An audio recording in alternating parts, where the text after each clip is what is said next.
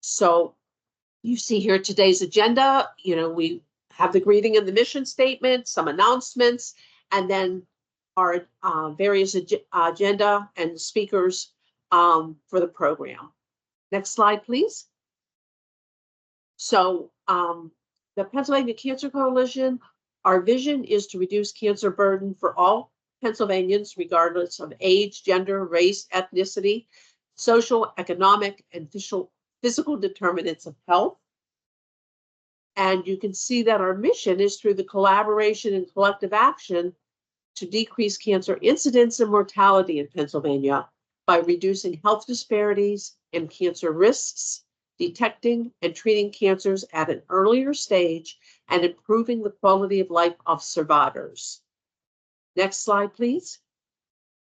So the various announcements. Brenda, do you want me to go over them, or do you want to talk to them? Oh, yeah, I've got it. Thank you. Please. So good morning, everyone, and I'm happy to see everyone on the call.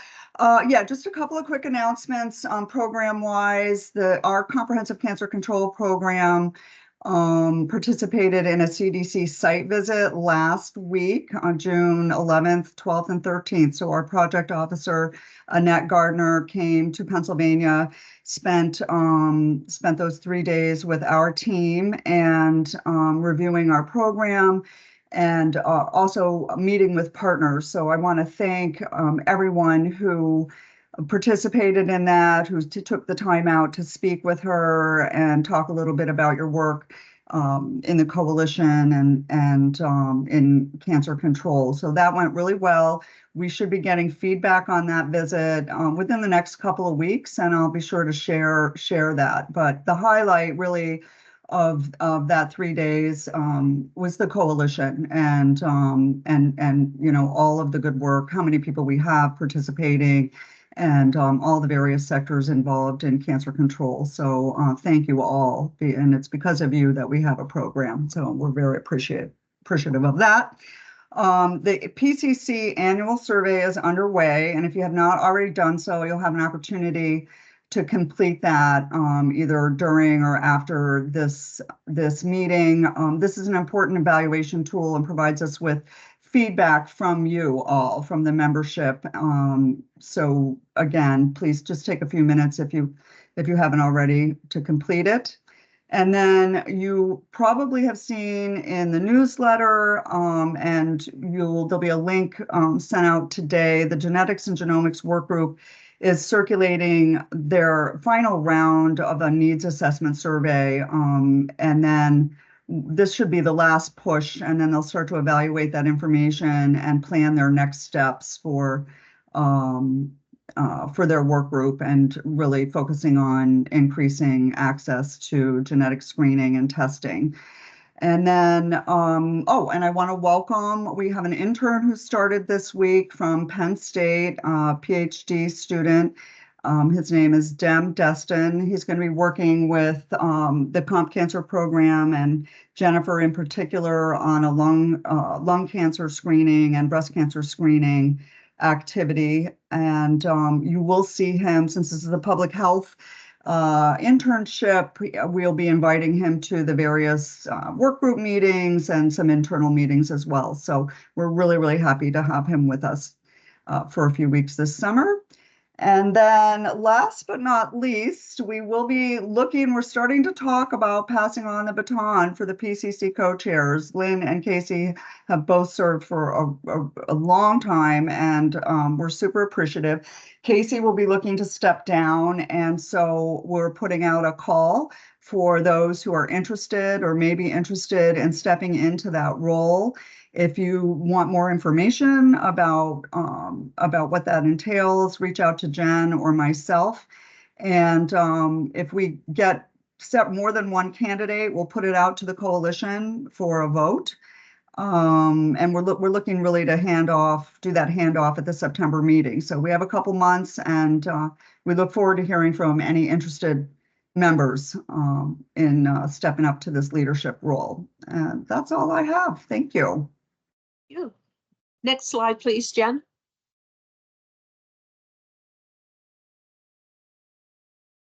Whoop. Next slide. Might be having trouble.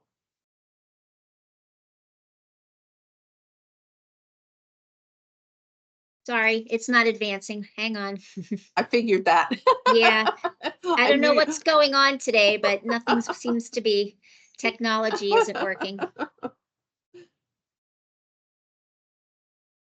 Okay, there we go.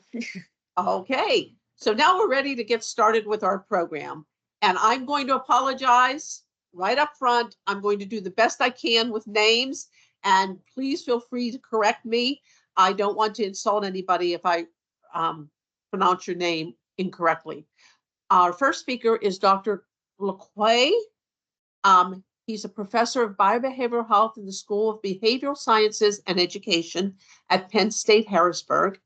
He serves as the interim director of BSED and the director of Justice, Equity, Diversity, Inclusion, and Belonging for the Penn State Clinical and Translational Science Institute.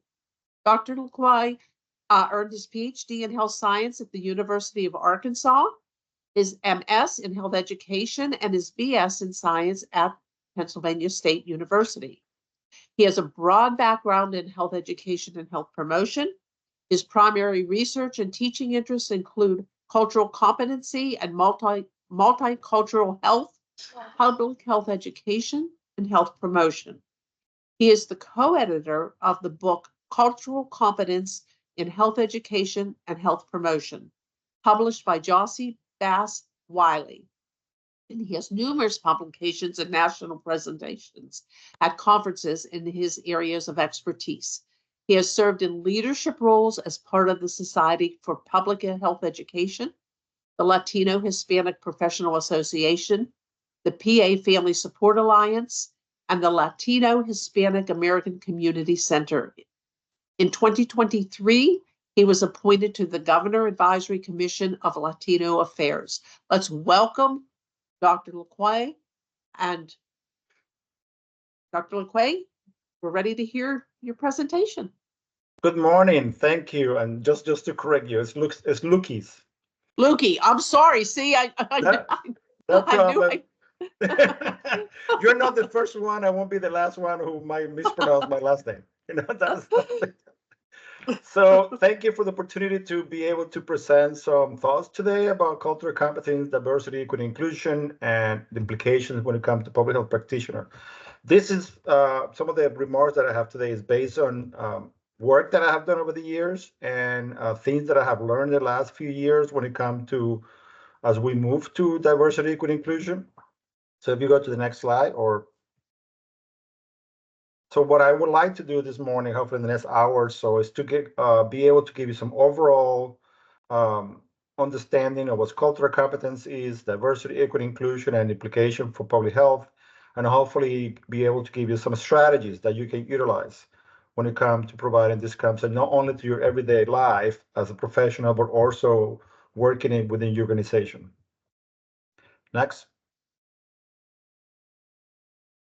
One of the things that I have, in a way, talk about it for years now, and part of my profession is the idea that when it comes to anything we do in cultural competence, it's like a journey. So one of the things that I'll be asking you is to start thinking about yourself. Where are you in this journey? Cultural competence has been always a journey for myself. From the first day that I look at it back in early 2000 to today, a lot of things have changed. A lot of things, some of it stayed the same, but a lot of things, there's been a lot of evolution of these concepts and some of the areas in this field. Next. Over the years, over the decades even, there's been a lot of different definitions, whether you're in the medical field, whether you're in the nursing field, whether you're in the public health field, whatever field you are, there's a whole different definition of cultural competency. What I presented to you here is just two definitions that we have used in my field. Definitely one of them is something that my colleague and I, Dr. Perez, we came up with back in 2003, is the idea that not only the individual who have to work through cultural competency, but also the organization. And the way we understand, behave, and respect the values, attitudes, and belief for all the other cultural groups. And how do we implement this into what we do? In the case of health education specialists, how would they implement this into planning, implementing, and evaluating policies and programs in the field? Now, the Joint Committee of Health Education Promotion terminology define it a little bit different. They define it just a set of values, principles, behaviors, attitudes, policies that enable each professional to work effectively across these different groups. So there was two definitions that they have done. Again, just take a minute. We might not have time. There's a lot of people in the audience. I think I have like 59 people in the audience, so we won't be able to, everybody to have your answer. But think about, how will you define it for yourself? Have you seen a definition before that you used to all the time? Have you seen a definition maybe organization used as part of their framework for the organization? If so, how is that might be similar or different to these two definitions that I have here? And if anybody want to comment on the chat, you can go, but just something to think about. Next slide. The other thing that I want to make sure that I, even over the years, as I have talked to students, other professionals in the field and so on, is this idea that when initially I started with the field of cultural competency back in early 2000, people were thinking more about race and ethnicity as a main of what we talk about cultural competency, but then we started thinking about what culture is. And culture is defined more than just race and ethnicity. And you can see here all the different possibilities, all the different characteristics that define somebody's culture. Whether how long you've been in the United States, the language you speak, whether you're the new generation or the older generation, whether you are, your gender and sexual orientation, and now we can even add sexual identity, whether you have your religious belief, whether you're more conservative or more liberal in your belief. Same thing with the political views, your ability, physical ability or economic status. All of those things define who we are culturally. And therefore, when we talk about cultural competence, it's more than just race and ethnicity. We have to think about the person as a whole as we address whatever the needs might be. Next slide. Now, if you look at these, cultural competence in practice, in reality, there's three different things that I look at. Number one is just a concept that is widely used in public health. And sometimes people, the first thing they do is connect this to health disparities, whether it's cancer disparities, whether it's cardiovascular disease disparities, whether it's any of the other health chronic illnesses disparities. And with the idea of this being that if we promote cultural competency and we become more competent, we might be able to decrease some of the health disparities and the different groups. The other concept is that it's often used as a limited sense, as I mentioned earlier, just to, for example, look at language. I'm cultural competent if I'm able to provide some translation services. Well, that might not be enough. Or having diverse provider the staff. Well, I have some people that represent this group or the other group in my organization. That's not enough to be cultural competent, because the cultural competency should not fall into one person specifically or one just limited characteristic of the culture, but those should be comprehensive of everything that we do. And the final thing is that, as we look through it, there's been a lot of efforts over the years that have incorporated cultural competency within the organization. The American Medical Association did that back in the early 2000 with one of the first report about health disparities. Nursing have done in the nursing field, they have done similar practices. In our field, in the health education field, we have been able to incorporate some of that within our the national health education credentialing, and have incorporated some of that within their responsibilities and competencies for health education. Also, in another field, related field, the Council for Public Health Education have incorporated that in the way we train public health professionals, whether they attended the School of Public Health or public health programs across the nation. So we have to think about, again, go back to think about your organization. Do you have a concept of cultural competency? How do you have incorporated that? How does your profession have incorporated that into, and there are specific guidelines. So there's things that you have to follow to ensure that you're following some kind of a cultural competency model. If so, what are those? Are you following them? If not, then what is missing? Or maybe they were put in place 20 years ago, they haven't changed. If they haven't changed and everything else have changed, then we might have to go back and look at those guidelines and decide whether or not it's time to change it. One of the things that I advocated for my profession, the National Commission on Health Education Credential, is going out to their fourth time evaluating the responsibilities and competencies of health education specialists.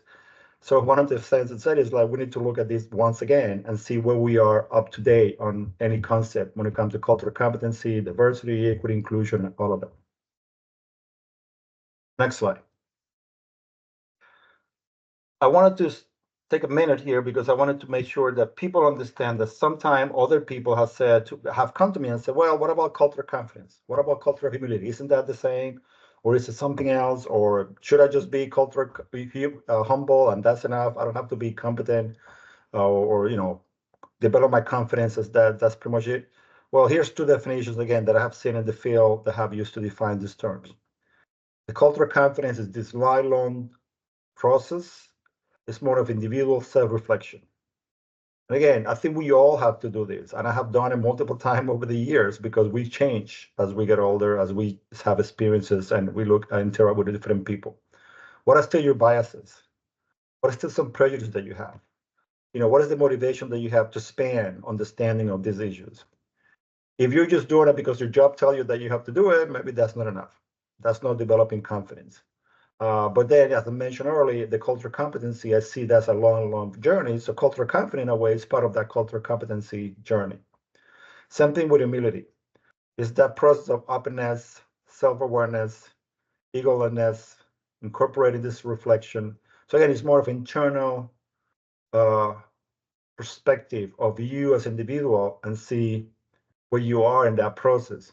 And if you haven't developed that humility to think about, I'm humble enough to understand that I don't know enough about it, and I need to learn as I move through this process, then that's part of that process. But again, you have to be part of the overall process of cultural competency. So in my mind, I don't see cultural confidence, cultural humility as two separate concepts. I see it as all part of the same idea of, as part of we become cultural competent, we develop the confidence, we develop the humility to go through.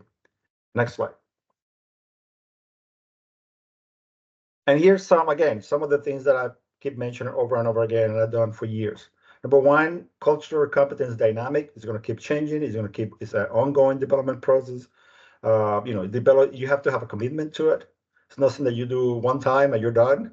The other thing is, again, same idea with the concept of humility and confidence is awareness of your own biases. And I wonder, how many times have you taken the time to think about, why do I treat this person this way versus somebody else? What is it about that person characteristic that maybe I have some, and I will talk about this later, some maybe unconscious bias, or maybe some prejudice that I'm really aware of it, but somehow I'm acting that way towards one person versus another. Or even if they come from the same cultural background, why do I feel that this person is different from the other? So we need to start thinking about those things. The other thing, at the end of the day, we still have to, the other day I was reading something about, we're humans. So we should all honor, respect the belief, values of everyone else, regardless of whether or not we agree with them. I think we're in a situation today in society that when you disagree with someone, they're wrong and you're right. And that's what we are. And I think that's really something that we have to try to avoid, because that's creating so much separation instead of having some kind of a common bonds that we can then work together. So this idea that, yes, I might disagree with their belief, I might disagree with some of their where they're coming from, but that's okay. I can still respect them from where we're coming from, and that's part of that cultural competency journey. And then we have to adapt, and we have to develop new skills, and we have to develop new context. I remember many times back in the early 2000s when people said, well, here's a measurement tool that we used to do, let's say, evaluate how people feel about cancer. But that tool was only used to mainstream America, and then you were dealing with different groups. Well, that tool couldn't be the same tool that you use. You have to develop new tools. You have to develop new measurements that incorporate that specific group that you're working with, whether it's language or acculturation or generational gap or health literacy or any of those other concepts. Next slide. This is a continuation of the same journey. Again, think about the diversity of your community. And I think people in Pennsylvania say, well, in my community, everybody pretty much look the same, especially in some of the rural areas of Pennsylvania. And yet I will argue for you to really go back and rethink about it. Who is really diversity? You might have older individual, you might have younger individual, you might have different gender identity, you might have socioeconomic status in the area, you might have some immigrants that have come through that area that they were not there maybe even 5 years ago. What can you learn from that community? Who is in your community members? Because then that allow you to go back and say, okay, here's how I'm going to address some of their needs. And then their dynamics. Even when people, think to agree in some of the concept, they would disagree in others, and that could create conflicts. I was just recently, for example, I was in Hazleton, last week, and as I was listening to some of the people in the area, they'll say, like 20 years ago, there were hardly any Spanish available services there. And we were in their local Hispanic center. And they said that's something that they saw as a need. And yet it was a conflict back then because Hazelton was not open to work with some of the Hispanic population that was moving into the area. Today, it's almost 20 years later, the Hispanic population in Hazelton, Pennsylvania, have grown so much. There's a whole different type of dynamics. And yet, some of the issues that they'll deal with still similar to what they were back then. There's still some conflict about, who can have housing, who can have daycare, what services do they still need that there's not available? What is still missing there to serve everybody in the community, not just the new Hispanic population, but everybody else who's still there, the traditional people who always grew up and were born and grew up in Hazleton. So, and then we have to figure out how to resolve this conflict, and that's where you get people in the community to come together. I was talking to one of my commissioners from the Latino Affairs who live in that area, and he said he has been able to sit down, whether they're Republican or Democrats or Christians or non-Christian or whoever in the community, to sit down and just have a conversation. And at the end of the day, he says, no, my problem to solve is our problem to work on, whatever the situation of the community might be. And how do I go about talking to everybody, regardless of who they're coming from? Because at the end, we're still solving, if we solve that problem for one group of members, we're solving the problem maybe for the whole community. So that's part of that conflict resolution and that trying to address those things. And then as we go through it, then we have to share some of that cultural knowledge. We know the organization should know, what is happening in my community and how things are changing so we can adapt not only as an individual, but also as an organization that serves those communities. Next slide. Now, here's some things that I have used in some of my classes, kind of a broader cultural competence principle that might apply a little bit more to more of a healthcare situation approach. Number one, we understand that culture and health are bound together. Every single thing you do, think about just for a minute yourself. When you wake up this morning, what do you do? So I get up, stretch, I got coffee, I did my prayer, whatever that might be. That's part of who cultural is, and that impacts your well-being. It's integrated. We can't just separate one thing from the other. Every single thing we do is part of who we are as a culture. Our culture reflects who we are, our habits, our perceptions, our belief, how we act. So we need to, that's part of that. And when we talk about the provider, have a culture, the patient has a culture, the bureaucrats in the public health department have their own culture, the researcher, the medical doctor, everybody have their own point of view. So we need to understand that those things go hand in hand. Principle 2 basically said culture is not just an add-on. You just say, well, now we're just going to consider culture. This person happened to be from a low socioeconomic status, happened to be an immigrant, happened to speak a different language, so now we're going to consider that and just make it so. It's just not helpful just to treat it that way, just as a one construct. We have to think about it as the whole thing. Like it said here, you cannot just say all cattle have tail fins, that's an old saying. But just because the Cadillac doesn't mean that all of them look the same.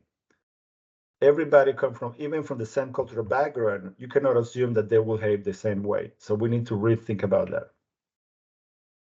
Next slide.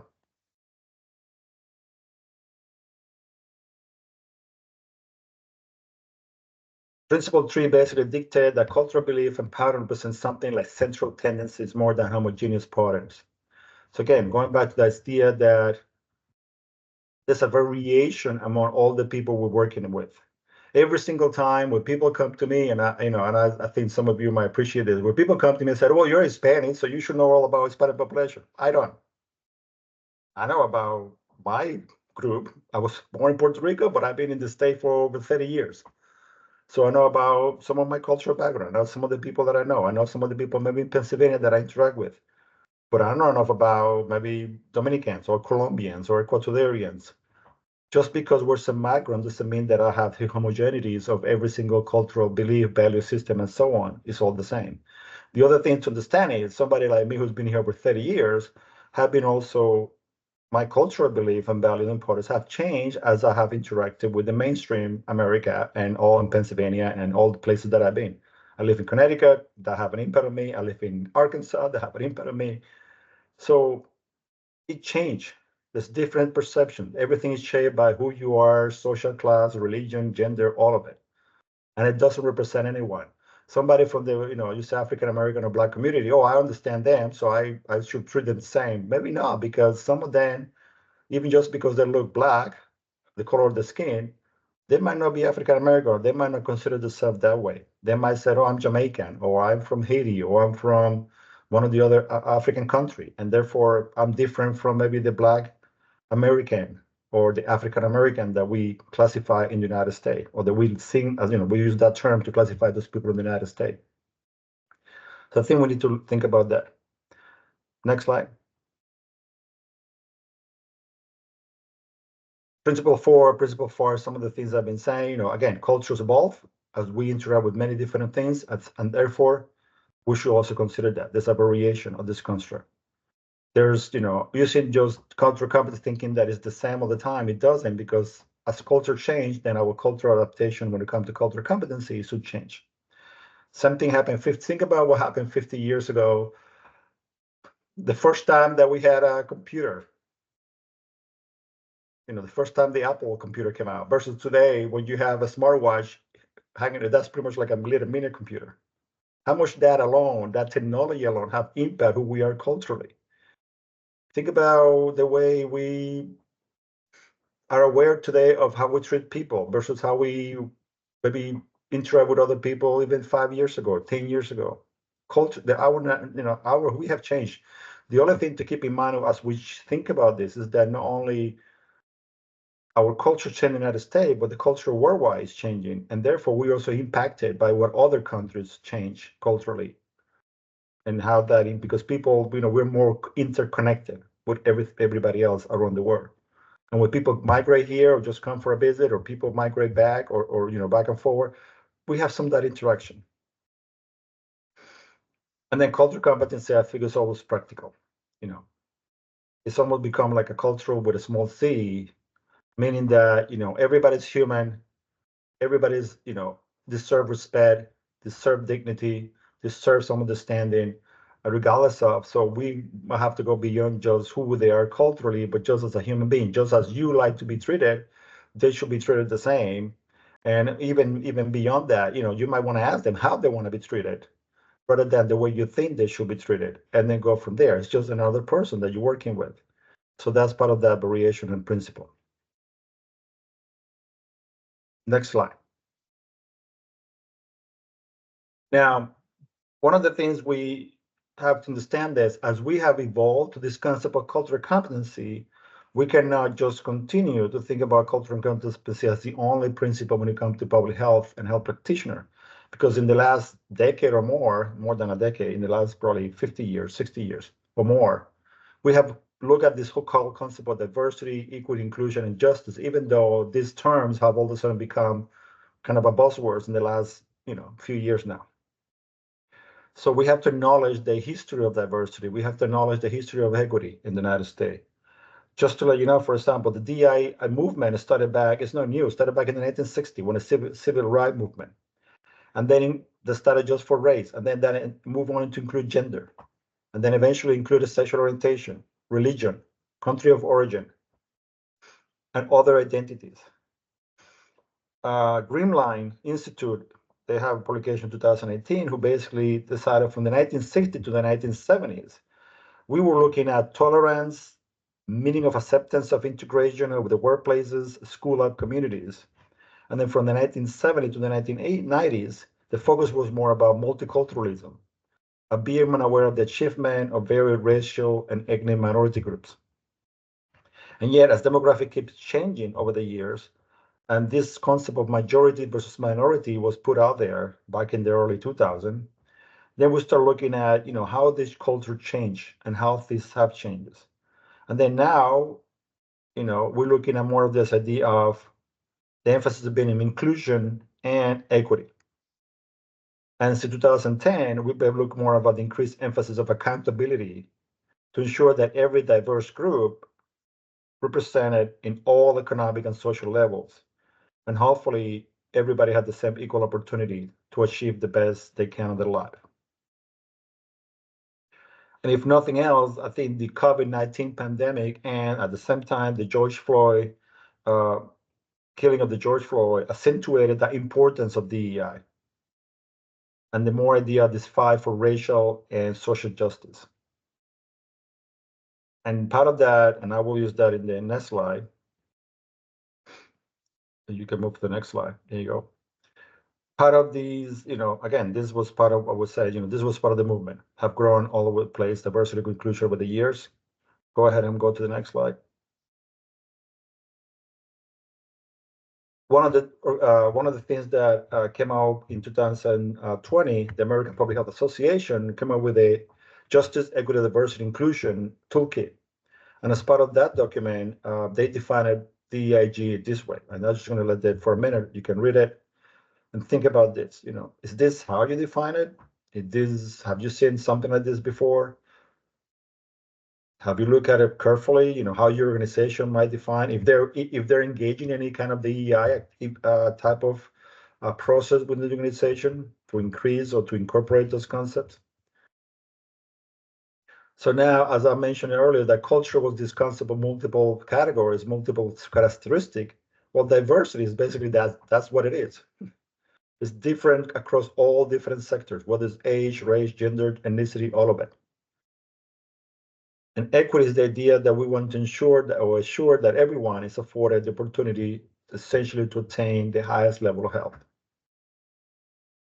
And I want to pause there for a minute because I think with the highest level of health might not be the same for every single person. Every single person is going to be different. So what we consider the highest level of health for one person, for example, who might be going through some kind of a cancer treatment, is going to be different from somebody else who might be going through a similar type of treatment. And then the inclusion is, how do we then bring those diversity into transform the status quo to ensure that whatever services we're provided are still equitable, a healthy and high performing organization in the community, so everybody feel engaged and valued. And then this final concept of justice. How do we think about addressing ending institutional, structural, and systematic oppression, laws, policies, practices to achieve and sustain equity? And some of you might say, well, but my organization is doing all of these, but maybe you're trying to do a lot of efforts when it comes to being inclusive, when it comes to promote equity and diversity, but then their justice is not as clear because maybe there's some structural barriers that's still in place. Like not being able to offer some services at a particular time of day because of the organization saying, no, that's not possible. Well, that's not allowing some people to be able to access the service when they're able to be there rather than when the organization says so. Or when people still use forms that ask people to self-identify one way or the other, which might not really represent who they are. That's a structural barrier. So it doesn't allow for that justice. If the only choices in a form is like you're male or female, the only option in the form is like, well, you're white or black or Asian or Pacific Islanders or whatever the other categories are. And exclude some of the other people who feel, well, but I'm multiracial. That doesn't include me. I'm no male or female. I feel like myself as something else. That doesn't quite include me. So that's part of that structural, systematic barriers that we need to address. Next slide. Again, and this is another way to look at this. Think about diversity of who's in the room. You said, okay, I have a community event. We're gonna have a party. Everybody's gonna be dancing. Who's there?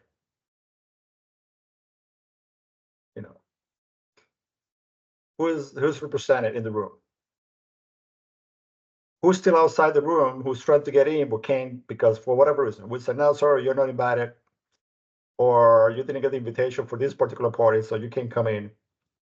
But they still want to come in because they're part of the same community and they feel they should be part of it. When you get into the room and you start talking about issues, concerns, matters important to the community, do you ask everybody's their ideas and listen to them? That's part of being inclusion. And if somebody tried to say something, but they're not allowed to, for whatever reason, somebody else tried to keep them quiet, then the question is, have everyone been meaningful involved? Have you go back and said, hey, sorry, we didn't listen from you, or you have a really good idea that you were trying to express before, but you were not able to get to it. Can you tell me now really what you were trying to say?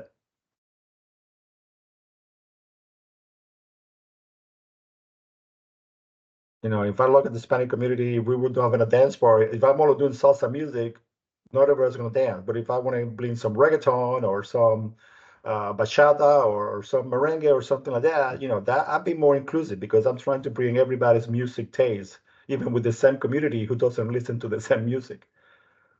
And if somebody else said, hey, that's a whole new type of music that I want to listen to, I think it's important, maybe we have to consider that too. So think about those concepts, you know, who's in the room, who's trying to get in, has everybody have a chance to express an idea, concern, and being heard? And who else has some meaningful to say, but haven't been able to get involved? Next slide.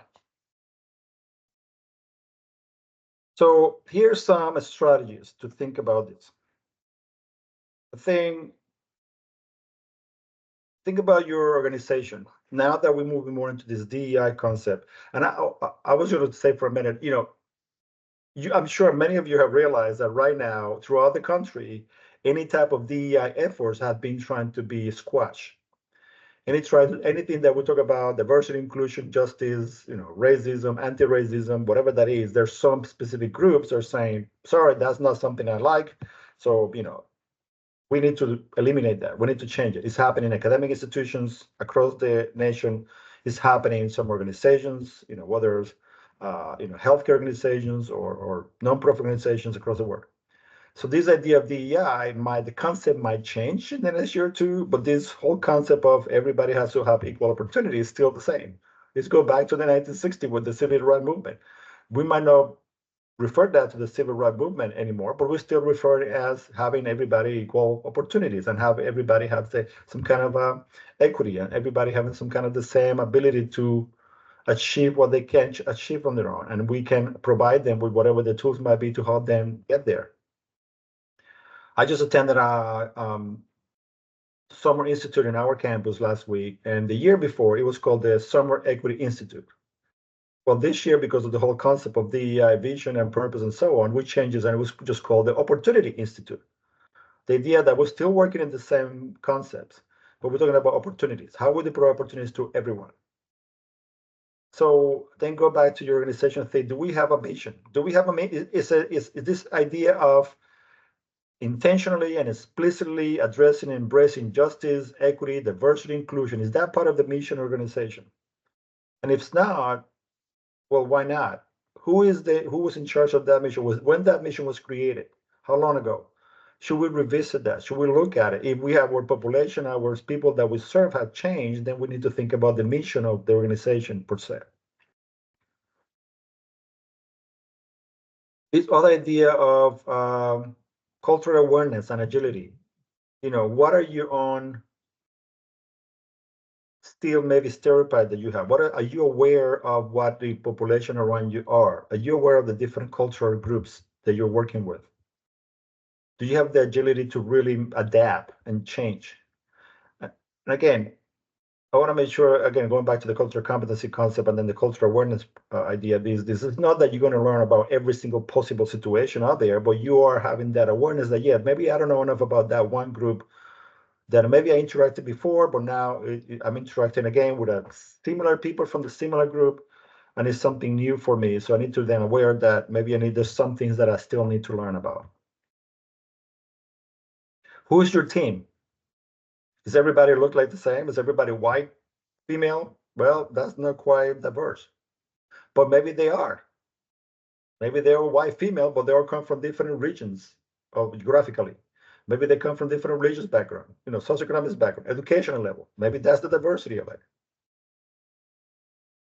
But what else is there, you know, when it comes to that team? Who's the cultural root and what is missing? How do you plan for systematic progress? What do I need to add to it? And I think we have to be careful that sometimes people say, well, I just hired a new person who looked this group or that group. It look Black or Hispanic or Asian or whatever, and that will make my group more diverse. Not quite. Because the rest of the group is not thinking about this concept and is not evolving as we look through all this movement, of opportunities and equity and inclusion and so on. But well, just adding one more person that look different from the rest, it doesn't really make any difference. So what is the progress that you're making? What is the plans? We in our college, for example, one of the things that we've been careful about is the idea that we can add new, as we hire new people, for example, we look at diversity as an important concept of it. But we have to be careful that we're not hiring somebody because they're from a different group, so we can check the box that say, well, we just did the diverse check. It's about hiring the best person that we have coming in that will bring some diversity to the group, but have the best possible to be successful in our organization. And that person might look the same to one of the other people who already have in the group, or might be completely somebody different from the rest. But it's whoever is the best person who have the abilities to be in and contribute to our mission. And that way we are addressing diversity in a whole different way. And then this idea that sometimes we talk about microaggressions and conscious bias and what that is. Microaggressions are those things that we do every single day without thinking about it that might denigrate other people's because of who they are in a particular group. Whether people have said to me multiple times, oh, you speak good English. Well, sorry, that's really a microaggression, even though you didn't realize that. Oh, I have a friend who's Black, so I understand all Black people. Not really. You have one friend who's Black. Doesn't mean that you understand every Black person. Or I have a friend who's, homosexual. Same thing. Yes, you might have one friend, but doesn't mean you understand every single reality of every single person who identify a sexual orientation as somebody who might be gay, lesbian, bisexual, transgender, or so on. So that's microaggression.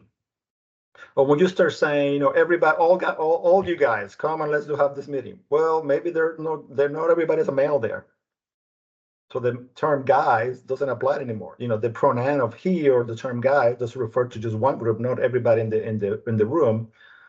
So we're moving into using other terms like they, or every individual in the group, or every people, or every person, please come over, or whatever other number you're going to use. And then when you hear some of this, one of the things you can say yourself as an individual, if you're the one doing that unconscious bias and that kind of a microaggression concept, one of the things I learned in another training I was participating was this concept of ouch. Either you say it or somebody will say to you, ouch, that hurts. That comment you make kind of really hurt. It hurt me. It might not hurt me directly, but it might hurt some of the other people sitting in the room. Or you can spend some time with that person, say, can we talk about that comment you made? Why did you just say that comment? Is this something you feel that way, or is it something you always said that way?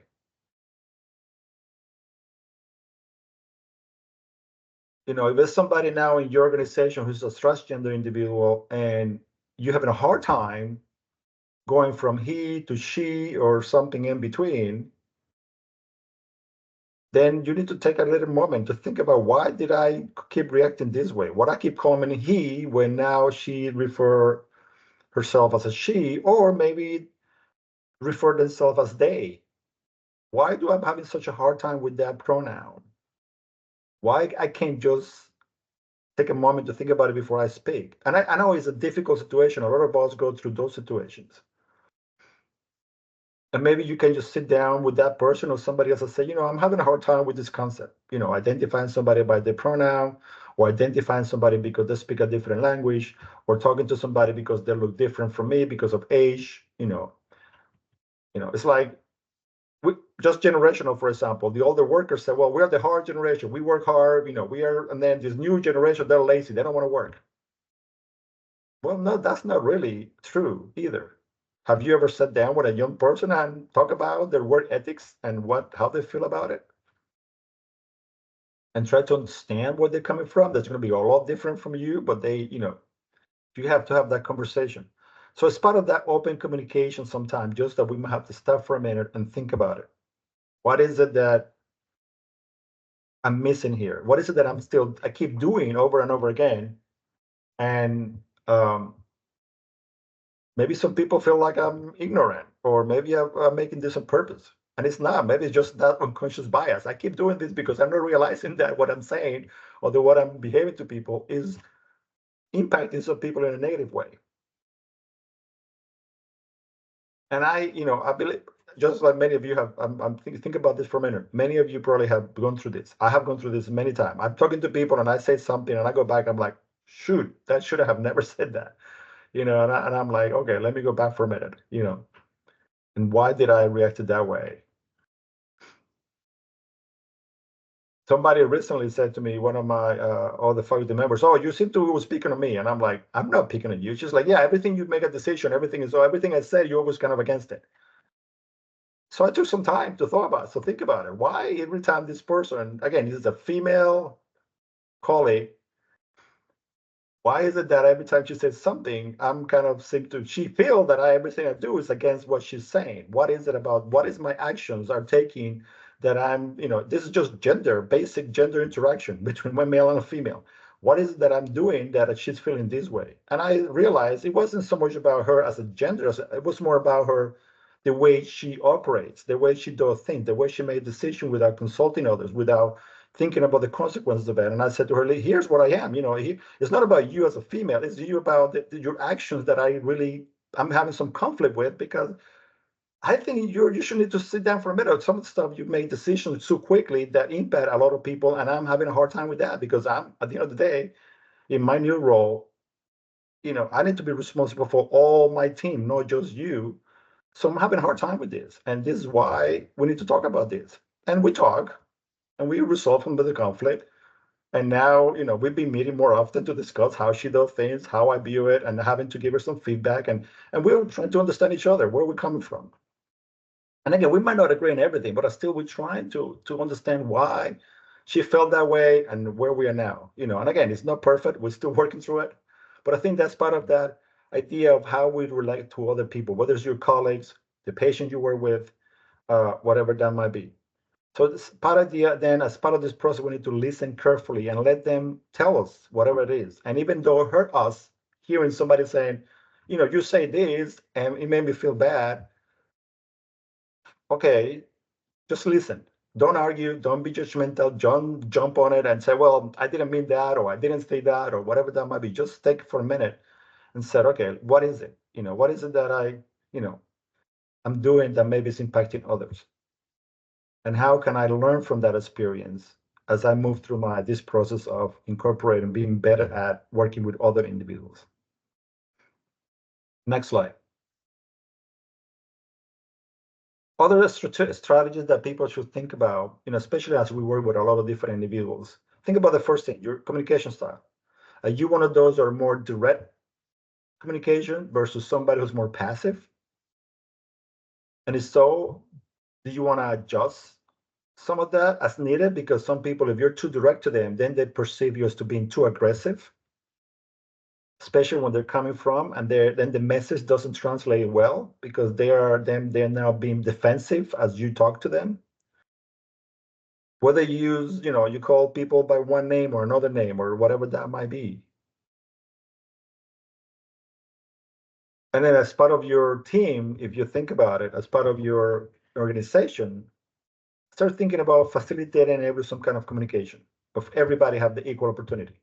If somebody said, yeah, I felt discriminated, or I felt like bad about somebody say something that kind of felt bad about who I am as a person, let them speak and listen to them.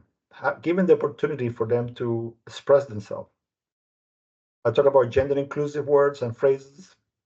As for names, if somebody want to be called Josephine, just call them Josephine. Sometimes it's as easy as that. If you're having a hard time saying he, she, they, them, whatever the term might be, then just call them by their name if that's what they prefer. Ask them, what do you prefer to call you? And whatever they said, you follow that. If you're, then the other thing of it is like, even you consider yourself to be, moving through this process, then you can be an ally to others. Maybe you're the one who you don't have to wait for that person, individual who feel a little bit taken back by somebody else's comment, but you're the one who say, hey, Joe, you say something here, and I think maybe that's not what you meant. So you might want to think about what you're saying, because, I know that so-and-so might be a little bit affected by that. Same thing when I go to a client, if I'm working with a patient or so on, I want to be careful how to say it. I have a story years ago. I was interviewing some Hispanic patients that, about chronic diseases and prevention and so on. And one of the patients said to me, I was walking down the hallway after I saw my doctor that day, and the doctor was telling the nurse, oh, these people, because they don't speak English, so forth and so on. Like, I didn't understand, he didn't realize I was right behind him, and number one. Number two, that I understood what he was saying. Just because I speak Spanish doesn't mean that I didn't understand the English, what he was saying. Therefore, that impacted me. You know what he did? He said, I turned around, went out and said, I don't want this medical doctor anymore. You need to find me somebody else, another provider. So if you're the ally, you should say, hey, Dr. So-and-so, you should not be saying that. You should not be saying other people just because they don't speak English. Doesn't mean they're dumb. Doesn't mean that they don't understand. Doesn't mean that we still need to do our job as providers. That's being an ally. And somebody needed to call that doctor, maybe nobody ever did. And probably the doctor's still doing the same thing today. He's probably still treating his patient the same way he did, when this particular situation happened to this individual. And then we have to create the system of accountability. If you do something right, reward it. If you said, hey, I'm doing something to be inclusive, I'm doing something that I want to include everybody in my team, everybody in my office, everybody in my organization, everybody in the community. Let's reward that. Let's celebrate that. If I did something that's not quite there, let's then talk about it. And then every single day I do this now, the more that I'm working in this new field of diversity and inclusion, is the idea of checking myself every single time. As I'm doing something to be more inclusive. If not, what I'm missing, what I have not done yet, what is that I'm still doing wrong in a way, or maybe something that I need to improve myself.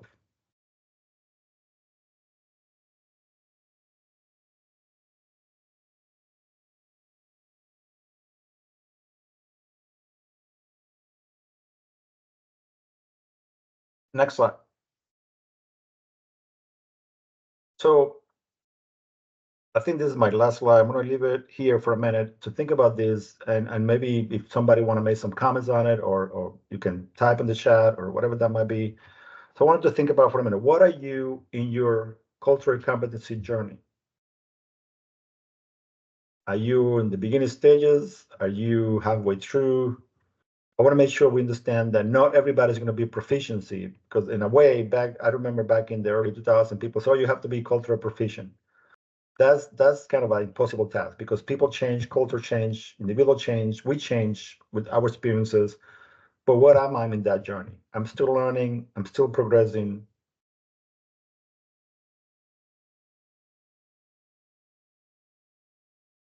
What is your vision of diversity, inclusion, and even justice? Are you keeping up? There's a lot of information out there. I mean, we're going to spend another 3 days. I have attended hours and hours and hours of different trainings that talk about diversity, inclusion, and a lot of the terms are the same. Some others are different. But what is that in that? What is the vision that I'm planning for myself, my organization, the people I work with?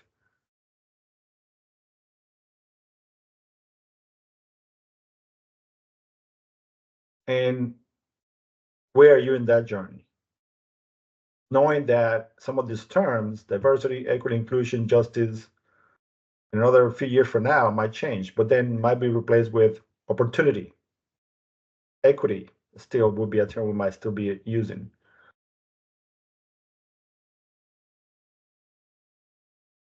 How do I feel about it? Do I feel like I'm being more inclusive? Do I feel like I'm trying to understand diversity of the people I'm working with and the people I'm celebrating?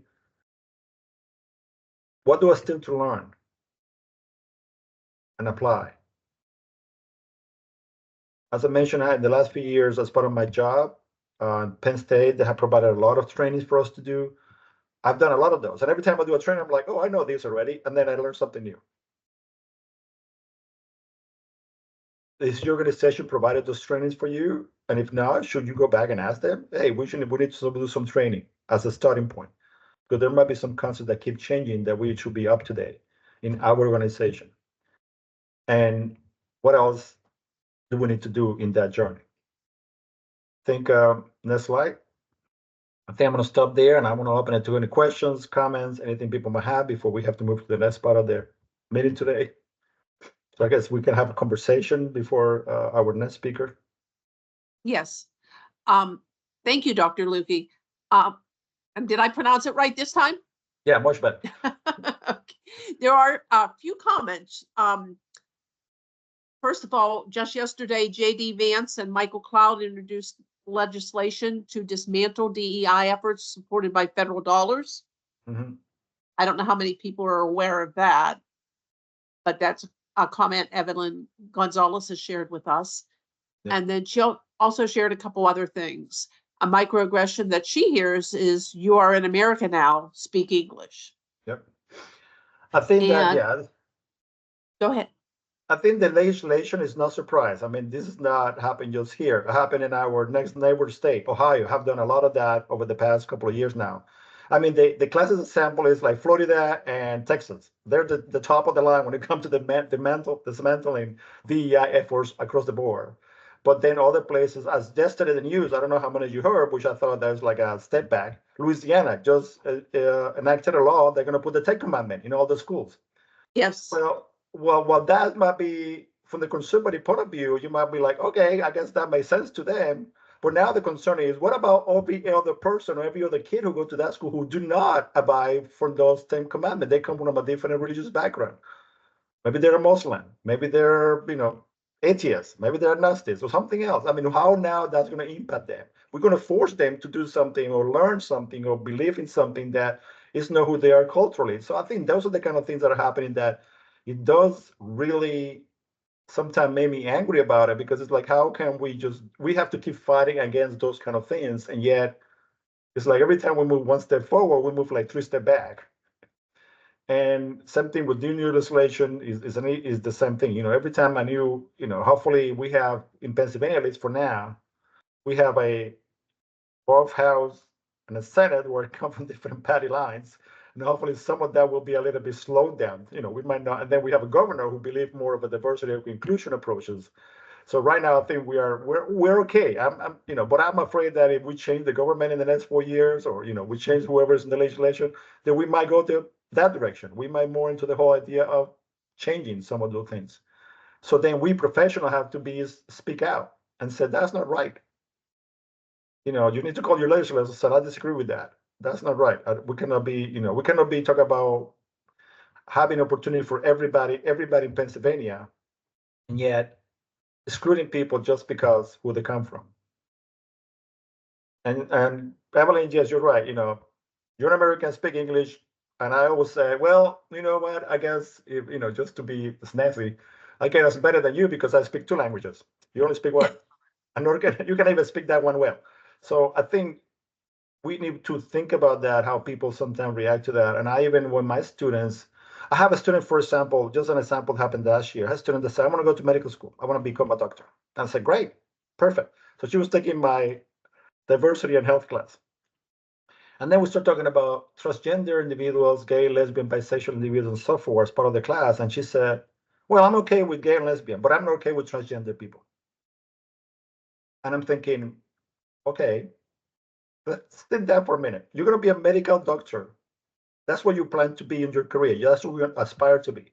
At some point in your career, you're going to be working with people who will become all different points of life, gender orientation, identity, all of it. How are you going to treat those people? Your job is to serve everyone equally as a doctor, as a medical doctor. And yet you're already saying, I have a bias against this one group. What are you going to do? You're going to say, sorry, I'm not going to treat them in my practice? How is that being, go back to the medical oath that said we should be doing well for all of it, not just one group or the other. Our job as provider is to serve everyone the same. But if I'm going with that bias in, And again, at the end of the semester, then she emailed me back. She said, I appreciate the class. I learned about diversity and health and all this stuff. And I was like, well, I felt a little bit hopeful that maybe over time, as you go to medical school and she learn more about this concept, but maybe over time she will start changing some of that, views. And again, I know where she was coming from, and not to stereotype people, but she was coming from a single white female from a financially well-established family. So that's her spectrum. That's her point of reference. So she's seeing just everything under that lens. She's not seeing everything under everybody else out there who's that different from her. So hopefully over time she will experience more of that, and then she will come back as like, oh, maybe Dr. Luque was right. Maybe I need to rethink about the way I'm looking at this. So I think that's I think that's part of that process. When I talk to my students in classes, if nothing else, my whole goal has always been, if I start at whatever point they are by the end of the semester, that they're at least they have a little openness to it. They have at least some idea that, yeah, maybe what I was thinking is not everything is the way I think it is. Maybe there are other things that I need to consider. Are there any other questions for Dr. Luque? I'm seeing nothing else in the chat at all. The question I have for people was, how people feel about what their organization is when it comes to DEI, when it comes to cultural competency. Are they moving forward? Are they staying still in place? Are they making any changes to make sure they're more inclusive to the people they serve? I mean, something, if anybody have comments about that for their own experiences. Well, we do have, okay, we have some things here. Understanding that we decided to join fields that serve the public and that there is a wide spectrum of diversity is a challenge for some. Nonetheless, it's important to, they're all moving around now. Now we're getting too many comments, so I lost that one. Well, I was looking at that. It's important to remember that when serving the public, we should view as a space to pick and choose. We should not view it as a space. We should serve all with respect and understanding. And I think that's a good comment. I remember back my first job, I worked in South Central Pennsylvania in family planning. And, one of the things that going in as a strong Catholic background raised in the Catholic faith was, abortion is wrong. And yet I was serving in a community that abortion was one of the choices that we were talking to people about, because we were a pro-choice organization. So I needed to learn that. I couldn't just say to people, sorry, I'm not going to tell you about abortion. No, part of my education was to tell them about all the options, which include abortion, even though I might personally disagree with it. So, because we were working with different people, different places. Right. There's also a comment here that the American Cancer Society has launched Voices of Black Women, the largest cohort study of cancer risk and outcomes among Black women in the U.S. So, asking us to please share about this. Yep. Wherever we are. We have learned so much about when it comes to cancer treatment from some particular group, but a lot of initial research was done with white American. Well, if we're going to move the needle when it comes to cancer research and prevention, and hopefully at one point a cure, we need to be inclusive of every single other individual who also suffer from cancer, who might not understand that.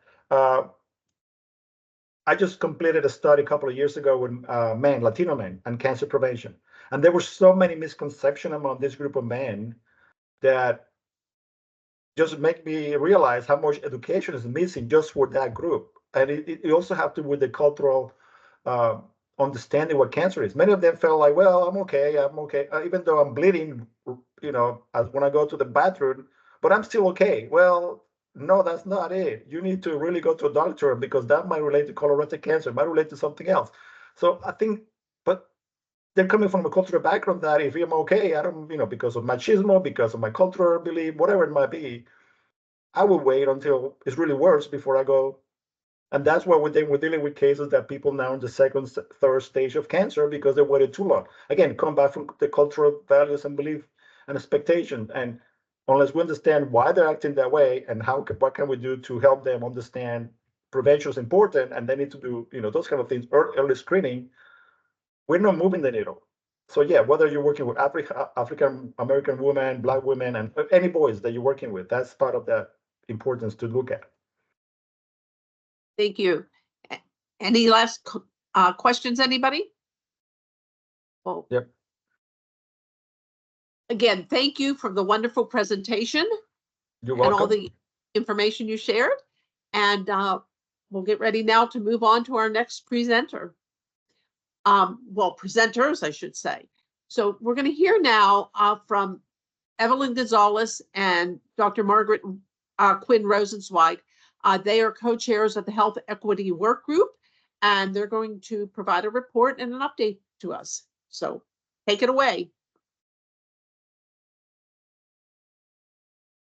Thank you, Lynn. Good morning, everyone. So Peg and I would like to really I realize we haven't met in a while, so just kind of want to walk you through some of the action plan that the health equity team has been working on. We have an active team. We meet monthly, and we have a pretty large group. However, we have about 20 to 25 people that join us on a regular basis. So what we're going to do is quickly go through some of our strategies, and we'd like to give ample time to our other speakers as well. So want to thank Dr. Lukis for his presentation today, which also fits into our health equity plan. So we can move forward now. Thank you, Jen, for moving our slides. So as you can see from the graphic on the left, which is part of the PCC cancer plan, health equity really kind of intersects with all of our working groups: prevention, screening, diagnostic, treatment, quality of life, and some of our other teams that we have added, genomics team and the environmental justice teams as well. However, our team really has two overriding objectives. The first one being to reduce cancer related to health disparities and risk factors by 2033. This is a 10-year plan, and it focuses, we want to reach all audiences. However, we also recognize that racial, ethnic, LGBT, Q plus communities, as well as rural and underserved populations, are disproportionately affected by cancer. So we want to make a concerted effort to really engage these audiences. The second objective is to increase the number of coalition members who represent these particular audiences that we've just discussed, as well as to make a concerted effort to include our veterans and our disabled community members as well. So each of our objectives, objective 1 has 11 strategies, and objective 1.2 has 5 strategies, and many of them intersect with one another. Next.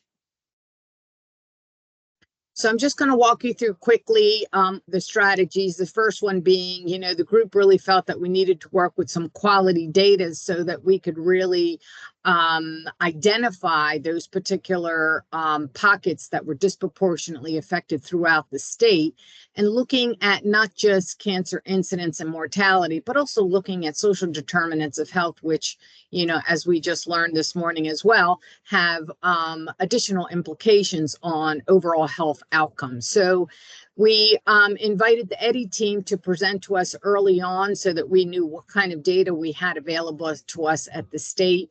And additionally, we've been working with Dr. Sherl Thomas and her team down at Penn State University in helping us to create maps that we could utilize in the development of ongoing materials such as infographics that would be helpful not only to the Department of Health, but to other committee members as well in the work that they're doing.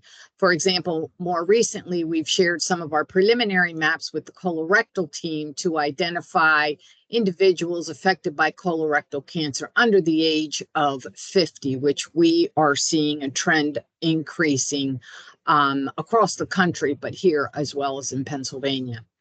The second one is to increase health promotion so that we can understand populations, these disproportionately affected populations, and really using evidence-based strategies, including health literacy practices. So it's not just about audiences that are from limited English proficiency. People born and raised in the United States have literacy issues as well.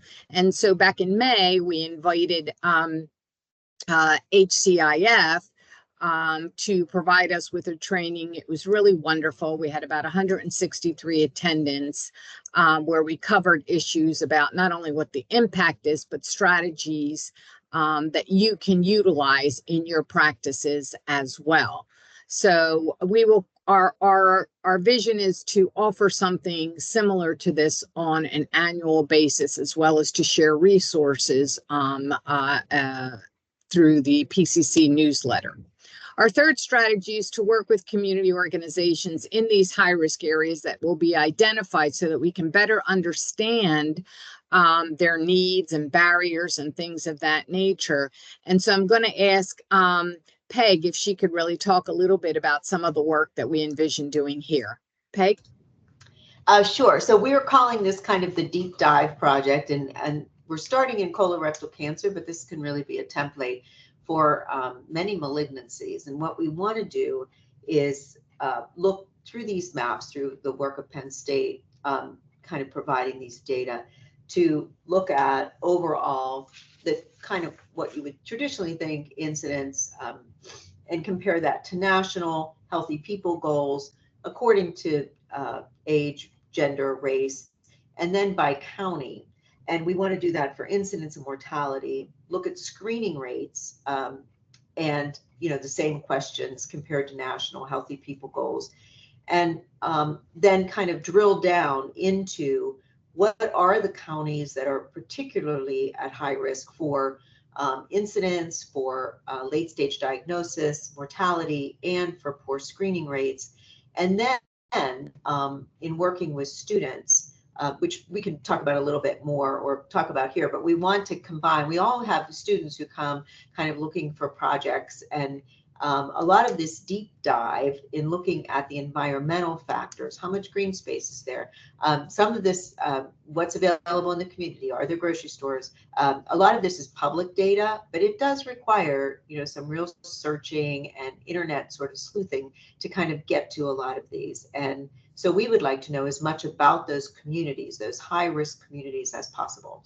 And that's where we're going to combine with, hopefully, we already have a few, but some students who want to do independent studies or work in this area, that we could kind of get them started on these projects and move our work forward in kind of making it a win-win situation. Great. Yeah. And I would say that if anyone, especially from the working groups, has a student that you feel might be interested to work on issues related to the work that your committee is doing, this might also be a nice way to have some inter-collaboration with our groups. So right. And always... we're very committed to, for instance, this may be ongoing, but if a student needs for the fall semester to have a very distinct project and a presentation, for instance, for their course, we'll make sure that that gets done. So I can work with whomever the preceptors might be or in charge of this, and really work within their independent study or whatever the course is. If this is a clinical practicum, we can use the help, and it would be good to kind of spread this message and collaborative work. I think it can be very exciting. And we have 2 students now who are ready to go, and we'll get them started on the colorectal, but we can really do any malignancy or question related to cancer in the state. And then the goal is to do these infographics, to perhaps write a formal paper for publication in many different ways to disseminate this information, so that it's used and used again and used again, but we're all kind of using the same data source, and individual communities really can be armed with the data that they need to perhaps impact policy. Thank you, Peg. So our fourth strategy is to promote policy changes to support workforce development of community health workers to reduce barriers. One of the things that we when the plan was written versus when we started implementing it was that the state actually does have a program and has been working, other entities as well have been working on, reimbursement for these services and navigation as well. There's a lot of work in this area already going on. So what we have selected to do is, once the billing process is in place, to really begin to promote this to our healthcare providers on how they not only the value of utilizing community health workers to reduce these barriers, but how do you get reimbursed for that? So that's our goal moving forward. Next. The next strategy we have is to advance and leverage partners. We have done that. We did it today with our speakers who we have. We've done it in May, as well as using our internal team to identify these. So we're very excited about that. And we will also begin to leverage some of these partners once we begin to identify new partners. Number 6, promoting cultural competence training. I think today speaks for itself. And we, again, like the health literacy one, will begin to offer these types of trainings on an annual basis. In regards to providing cultural competent and linguistically appropriate services for these populations, that's part of the work that Peg just talked about. We want to be able to, once we've identified things, identify resources that other providers can use. Strategy number 8, advancing partnerships to advocate for policies. We have a very active policy committee going on, and so we have had them present to our team and have also decided to join that team so that we can stay in the loop a bit more to inform our members. And also working with the policy team on, how can we disseminate calls to action when we hear things like we did yesterday about this DEI national effort. It will have statewide implications as well. So, how do we begin to address these things?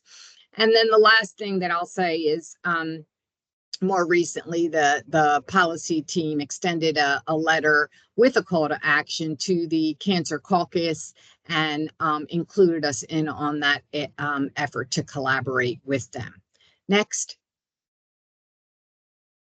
Advancing partnerships to promote policies, expand access to primary care like free clinics, charitable clinics, rural health clinics, in particular in these areas that we are identifying with these high-risk maps. So once that particular work is done, we will continue to work with our policy team that is already working in this space. How do we support them and how do we keep members involved and engaged so that it doesn't just fall on one team? We should really all be working like this.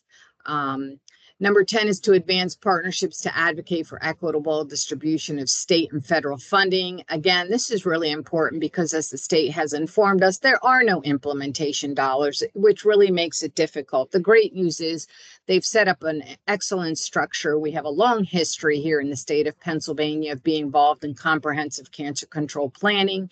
And so the people here all today are quite committed to the work that we do, and we are successful in what we do. However, if we had dollars, we know that we would be even more successful and have greater impact. So we need to really help our legislators better understand that. That is what the policy team is also committed to doing, and they've been successful in at least initially engaging the members of this caucus, and they have expressed interest in attending a future PCC meeting. Hopefully that'll be in September, but we'll see. We'll let the policy team let us know about that.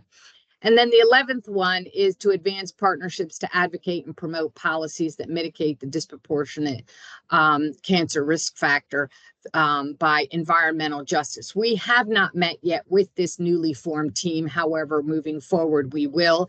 And Peg has taken the initiative to join this team so that she can keep us in the loop and really kind of begin to connect those dots with us. So that'll be film at 11. Next. The next strategies that we have are the increasing the membership. So we're going to actually be working with the evaluation team and the state. They have already done some preliminary evaluation so that we know our baseline, who's at the table. And now we are going to be working on a recruitment plan with them to increase. So we will be reaching back out to you as well, because I think it's really important. We know what we know, and we know we don't know it all. So we're going to need your help at identifying who's not at the table. It could be a specific county, it could be a specific population, it could be on a specific issue. So we all need to be a part of this. But once we develop the plan, we'll work with the chairs from the other departments to share this with you. And then we'll funnel all that information up, because we want to make sure that we're increasing this multi-sector collaboration. It's not going to happen if people are not at the table. So that's really pretty much all of it that we have. We've discussed the outcomes as well. Like I said, a lot of them intersect with objective 1.1. And I don't know if anyone has any questions. Next slide. But if you do, drop them in the chat or raise your hand and Lynn will call upon you. Are there any questions, comments? This is great, Evelyn and Peg. Great presentation. A lot of work ahead of you. And as co-chair of the colorectal cancer group, and we have an agenda too, so hopefully we can collaborate closely to move things forward. Yep, great. I'm seeing a thank you, but I'm not seeing any comments or questions. So thank you both for this excellent overview and for all the work you're doing. If there's nothing for Evelyn or Peg, then we are going to move on for a break, and the break's a 10-minute break. And if we could come back at 10:35 and proceed with our program.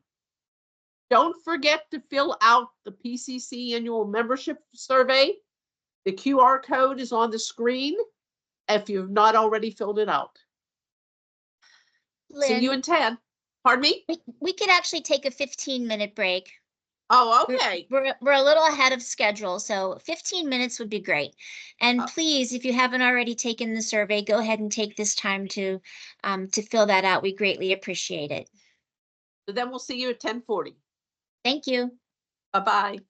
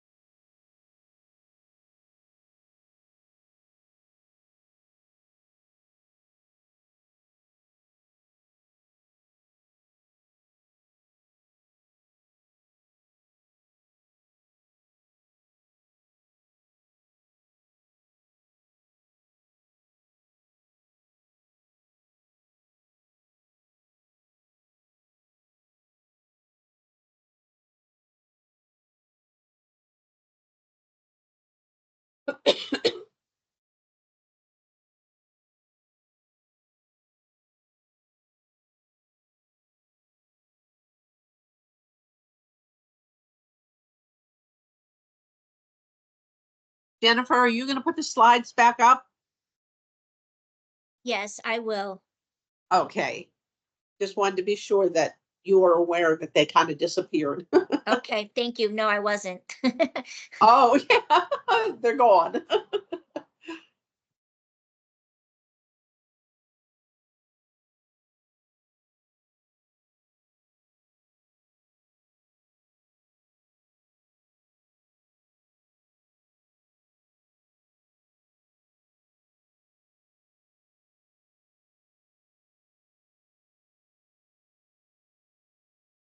Can you see them now, Lynn?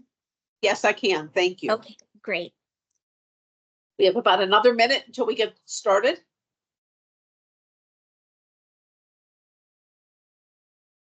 All righty. Whenever you're ready, you can advance this. This is Brenda. So we're trying to get our next presenters in. They're having a little bit of trouble, so I'm gonna try to, Okay. we're sending this info again. And so give us 1 minute. Take your Some reason- time. We are ahead of schedule, so. Yeah. All right, so that's not working. I sent him your link, Brenda, so I'm waiting to hear back.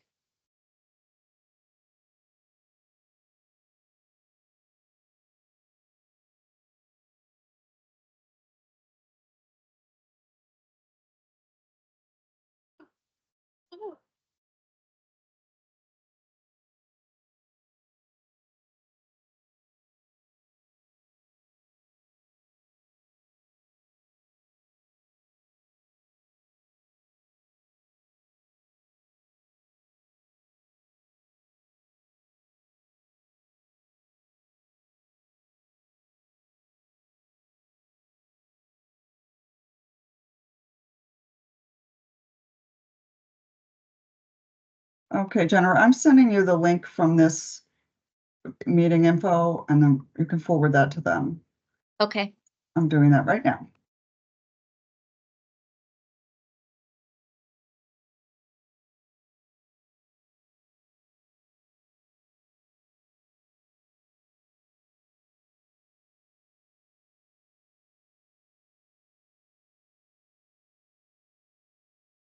For those of you that maybe just joined after the break, we're trying to get the next two speakers connected. So we're having a little bit of trouble. So bear with us, please. Yeah, and in the meantime, I could provide a couple other little updates. So, Oh, good. Yeah, well, you know, a little bit. We have, oh, Flint's on. Okay. Yes. All right. Well, I'll do these two updates, and then Jennifer, you let me know when when everybody's ready to roll. Jennifer has created a new member packet, so it has a lot of really good information. We felt, you know, we needed to up our game onboarding new members, and so that is now on the PCC website.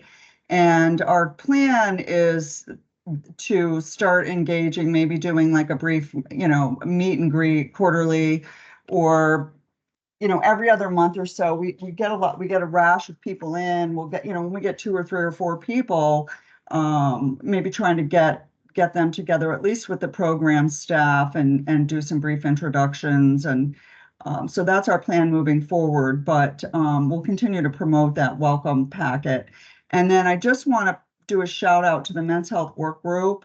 They are working with a local to our area urologist, and putting together a prostate cancer webinar. It'll be a live Q&A. It's Dr. Russell's, aka Scott Owens.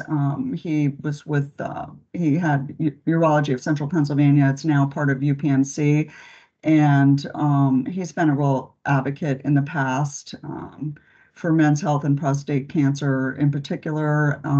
So yeah, so stay tuned. We're really going to want to promote that. It'll be like a live webinar Q&A, and it's really meant for well, it's meant for everyone, but it's really meant for, we want males, as many, community members to participate as possible. And so we'll stay tuned. That'll be scheduled for September, and we'll be sending that out.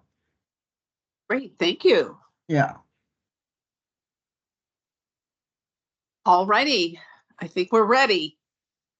And again, if I mispronounce your name, please feel free to chime in and correct me so I don't continue to mispronounce it. Our next speaker is Dr. Bryce Kahari. And he is an advocate for an artist, a community builder, and health equity specialist who has done work in tobacco control, public health, and creative arts for over a decade. Bryce started advocacy work as a youth advocate in Mississippi and eventually was named the National Youth Advocate of the Year by the Campaign for Tobacco-Free Kids in 2016. He graduated from the University of Southern Mississippi. In 2020, with the Bachelor's of Science in Communication Studies. I'm sorry, that was kind of a disconnected sentence there.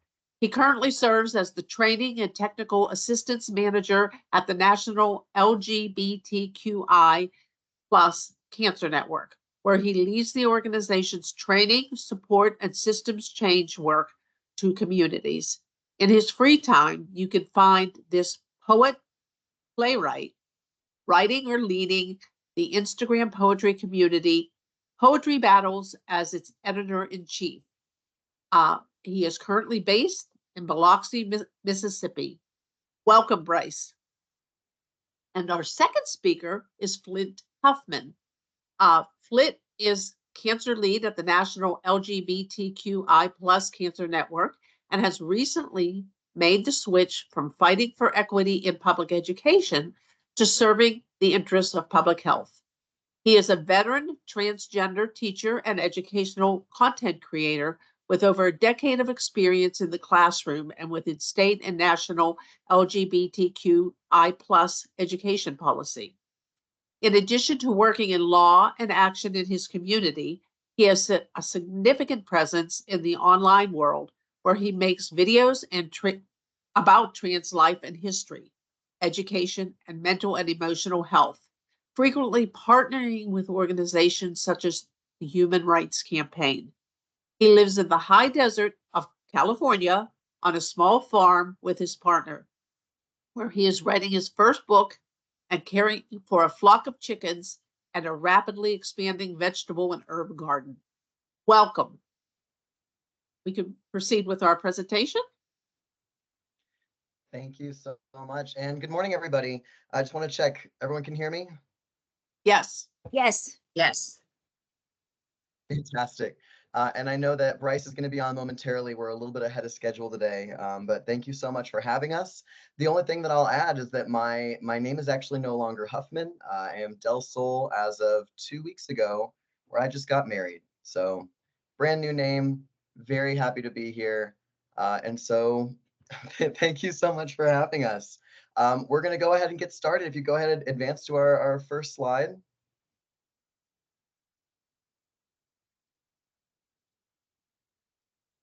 Fantastic. All right. So Bryce and I are both project leads at the National LGBTQI+ Cancer Network. What we do at the network is that we have a three-pronged approach to education in our community. So first, we educate our community about the increased cancer risks that we face in the LGBT space.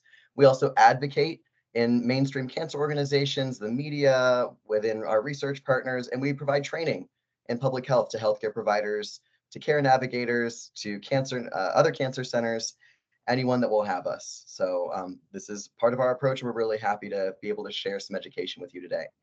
So our next slide is going to tell you a little bit about, we are part of one of 9 national networks. If it pops up. Sorry, it's not advancing again. There we go. There it is. Perfect. Thank you so much. So we are one of 9 national networks that we are funded through the CDC to do this work, to do equity work.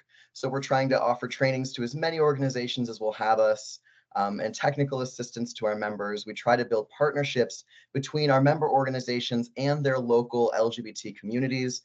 As much as we love giving education nationally, it's always best to partner with organizations that are close to home because they understand your populations best. We try to find and create knowledge pieces to disseminate to organizations and institutions that could benefit from our expertise. So now we're going to go to our next slide. We're going to make sure it advances.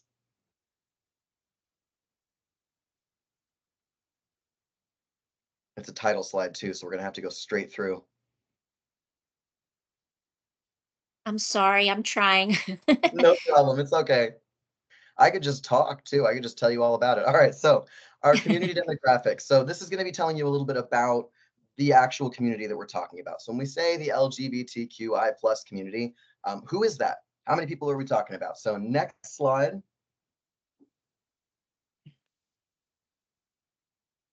Awesome. So we have different information depending on what poll you're talking about. Again, when we're discussing LGBTQI plus demographics, this is all self-reported. So it's the people that will self-report that they are part of this community, which has gone up in recent years as stigma as being part of our community has gone down. So currently in 2024, about 7.6% of the population identifies as LGBTQI plus. That has gone up. And so you're looking at about 1 in 10-ish people who are part of our community. And when we talk about youth populations, that number is rising considerably. So next slide. Also within our community, when we're talking about numbers of BIPOC, so that's Black, Indigenous, people of color, about 24% of the general population is BIPOC. But that number doubles within the LGBT population. So intersectionality, if we're familiar with that phrase, means considering the multiple marginalized identities that someone might hold within a community. We are more likely we have a higher rate of BIPOC people in our community than there are in the general population. So our next slide is our last one, talking about community demographics, which is the youth population. This is going to be my area of expertise. I think we mentioned at the top that I was a classroom teacher for more than a decade, and about 58% of the LGBT population within our youth circle identify as trans or non-binary. And then 71% of transgender and non-binary youth say that they've experienced some kind of discrimination based on their gender identity. And so that number, right, is rising considerably with youth populations, primarily in our research and in our own personal understanding, because it has become a more accepted part of contemporary life. Not only are they more likely to identify as LGBT, but a lot more of them within that bubble are going to be trans or non-binary. And so those concerns about discrimination are only going to become more prevalent, and it's only going to become more relevant to your field. So next slide. So this section is something that a lot of people get really nervous about, which is terminology and language. I will say I am part of this community, right? I am trans, I'm queer, and I cannot keep up with the number of terms that we use to describe our experiences, because there are just as many ways to be LGBT as there are people in our community. We are a vast and wide ocean of experiences.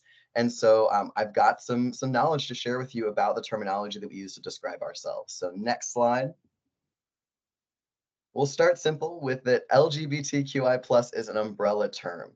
Technically, all the letters that you see in front of you are lesbian, gay, bisexual, transgender, queer, questioning, intersex, and then that plus covers an entire ocean further, right? So that's going to be including pansexual, asexual, aromantic, mostly understanding this is an umbrella term, that whoever is experiencing queer identity falls under this. So this is sexual orientation, which is who you are romantically interested in, and then gender identity, which is your internal sense of being a man, a woman, both or neither, and then intersex status, which is purely physiological and has to do with both your parts and your hormones. So we're going to our next slide. So when we're discussing trans versus cisgender identity, what does that mean? So to be cisgender means that your current gender identity, so the gender identity that you are rocking with today, is the one that you were assigned at birth. So your sex assigned at birth and your gender identity match. So you're born, doctor says it's a boy, and you're like, that is correct. I'm sticking with that one. That's who I am. To be trans, to be non-binary, is every experience outside of a cisgender experience. And so your sex assigned at birth does not match your gender identity. I'm an example of this. I'm trans, so I was assigned female at birth and have transitioned in my adulthood. So now consider myself a trans man. So there are binary trans experiences, trans men and trans women, but there are also non-binary experiences where someone could describe that they don't really fit in either of those categories. They're gender queer or gender fluid. There are a lot of terms to describe this experience. Again, because there are as many of us as there are words to describe them. So let's go to our next slide. These next slides are going a lot faster. I'm feeling it. We're finding our pace. All right. So when we are talking to trans people, or really talking to anybody at all, but within the queer umbrella, we are seeing that there are more gender neutral pronouns than there ever have been. I mentioned that I was a teacher. I was an English teacher. And so when I first started using pronouns that were different than the ones that people had used for me in the past, a lot of people had grammatical challenges to that experience. I am so happy to report that gender neutral pronouns, most commonly they, them, instead of he or she, are completely grammatically acceptable. To nerd in the English realm for a little bit, they, them has been used as a singular third person pronoun since pre-Shakespeare. And you can find the they all over the place in literary history and in non-literary history. My favorite are, of course, Emily Dickinson's poetry really leaned hard into the gender neutral they. So when I say practice, if you're not familiar with how to use they, them as a singular third person, a great way to practice is to consider someone leaves a pair of sunglasses outside and you stumble upon the pair of sunglasses and you're like, oh, someone left their sunglasses here. I hope they come back for them.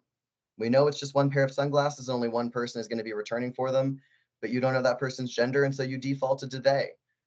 We're used to using they as a singular pronoun, just not usually in the context of knowing who we're talking about.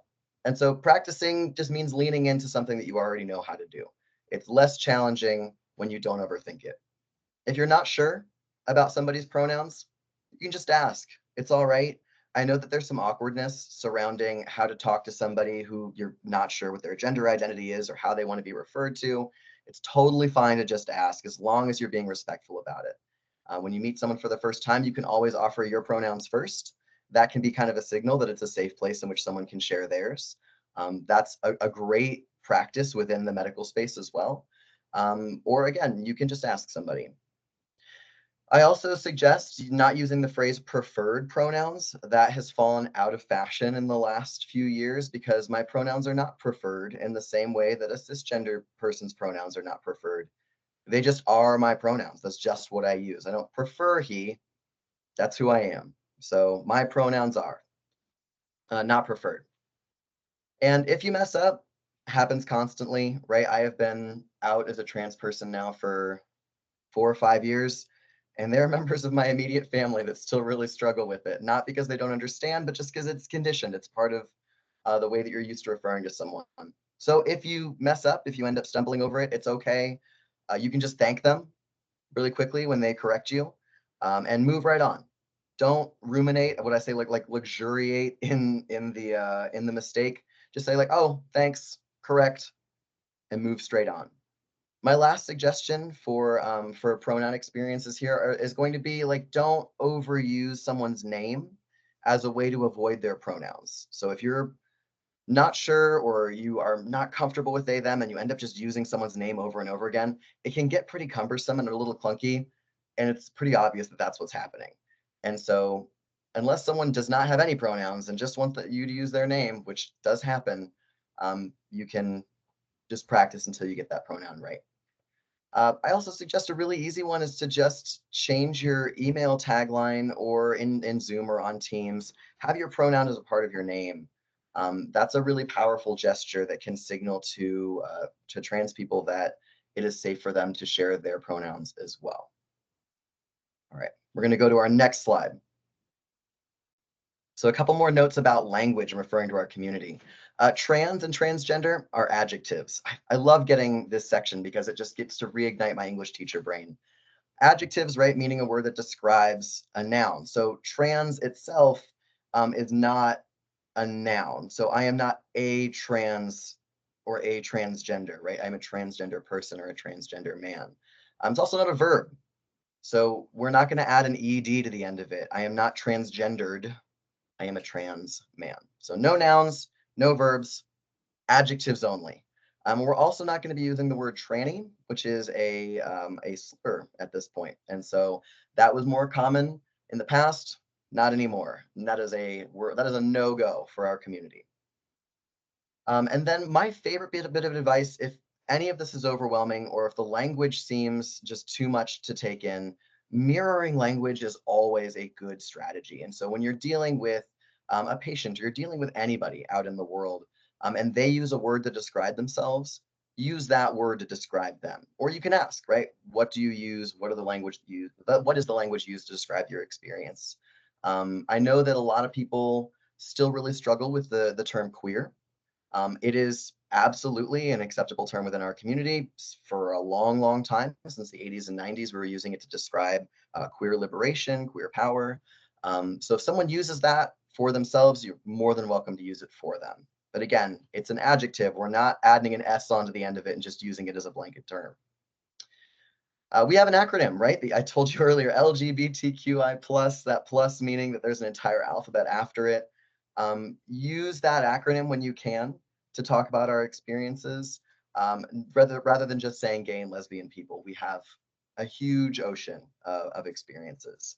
And if you're not familiar with a term, so if there is a term you've never heard before and you don't know what it means, just a little pop into that Google. There are so many glossaries available online. And often people who hold, especially like labels that you're not familiar with within the LGBT community, are really used to explaining it, and it can get really tiring. Anytime you can take that burden on instead of putting it back onto them, that's amazing. It's great to be able to not over rely on other people explaining their experiences to you. And within medical spaces, anytime you can focus on body parts rather than gender, that can be a really equitable way to build a door into these experiences for queer people. So by saying, instead of just breast cancer, breast and chest cancer, instead of saying, right, men or men's cancer, people with prostates, that is very, very helpful. Again, I will speak from my own experience. I'm a trans man. I need to go in for chest cancer screenings, and they are often not especially friendly places for trans men. And so whenever you can use language to be inclusive, that's wonderful. All right, so next slide. So now we're going to get more specific. We've talking about language as a whole, how to talk about our community, who our community is.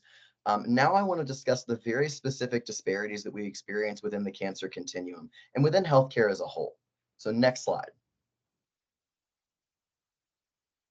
As a whole, LGBTQI+ people, we are at a much greater risk for certain diseases, conditions, and infections. We find that really across the board, we are more likely to deal with health afflictions. This is for a lot of reasons. We have a much higher rate of tobacco use than the general population, and are at risk of some of the same behavioral health concerns at a higher level. So we are more likely to experience suicidal ideation. We are more likely to be depressed, to experience anxiety, to be within substance use. And it's really important when we are talking about those specific disparities that we are more likely to have behavioral health concerns, we're more likely to use substances. It's really important not to put that onus back on our community as being something that we are doing to ourselves. Even though it is an individual experience and it is behavioral, these are usually something that are a result of the way that we are treated within our community, and not because we are individually choosing to self-destruct. It is really challenging to exist as a queer person in this country and really any country right now. And so a lot of our behavioral health concerns stem from our treatment and not from something just inherent within us. We also have a lot less access to the healthcare that we need. We are underinsured by a large margin. We are less likely to utilize the healthcare that we do have, and we experience delayed care across the board. I will mention on a personal note, I am an exceptionally privileged trans person. I live in a comfortable place. I have a home. I have access to the things that I need. I have a full-time salary job. I moved to the desert in January. I still don't have a primary care provider. I don't have a doctor that I can see regularly because I live in a rural area and I have not been able to find one that I trust. And so I have to travel 2.5 hours to the nearest city to find somebody that can provide me care. And it's not consistent care. And so if that's the experience that I'm having as an exceptionally privileged trans person, right? I also present as male. I'm white. I have everything going for me. I still am not able to find healthcare consistently. So imagine what that experience is then like for anybody who's not in that specific set of circumstances. All right, next slide.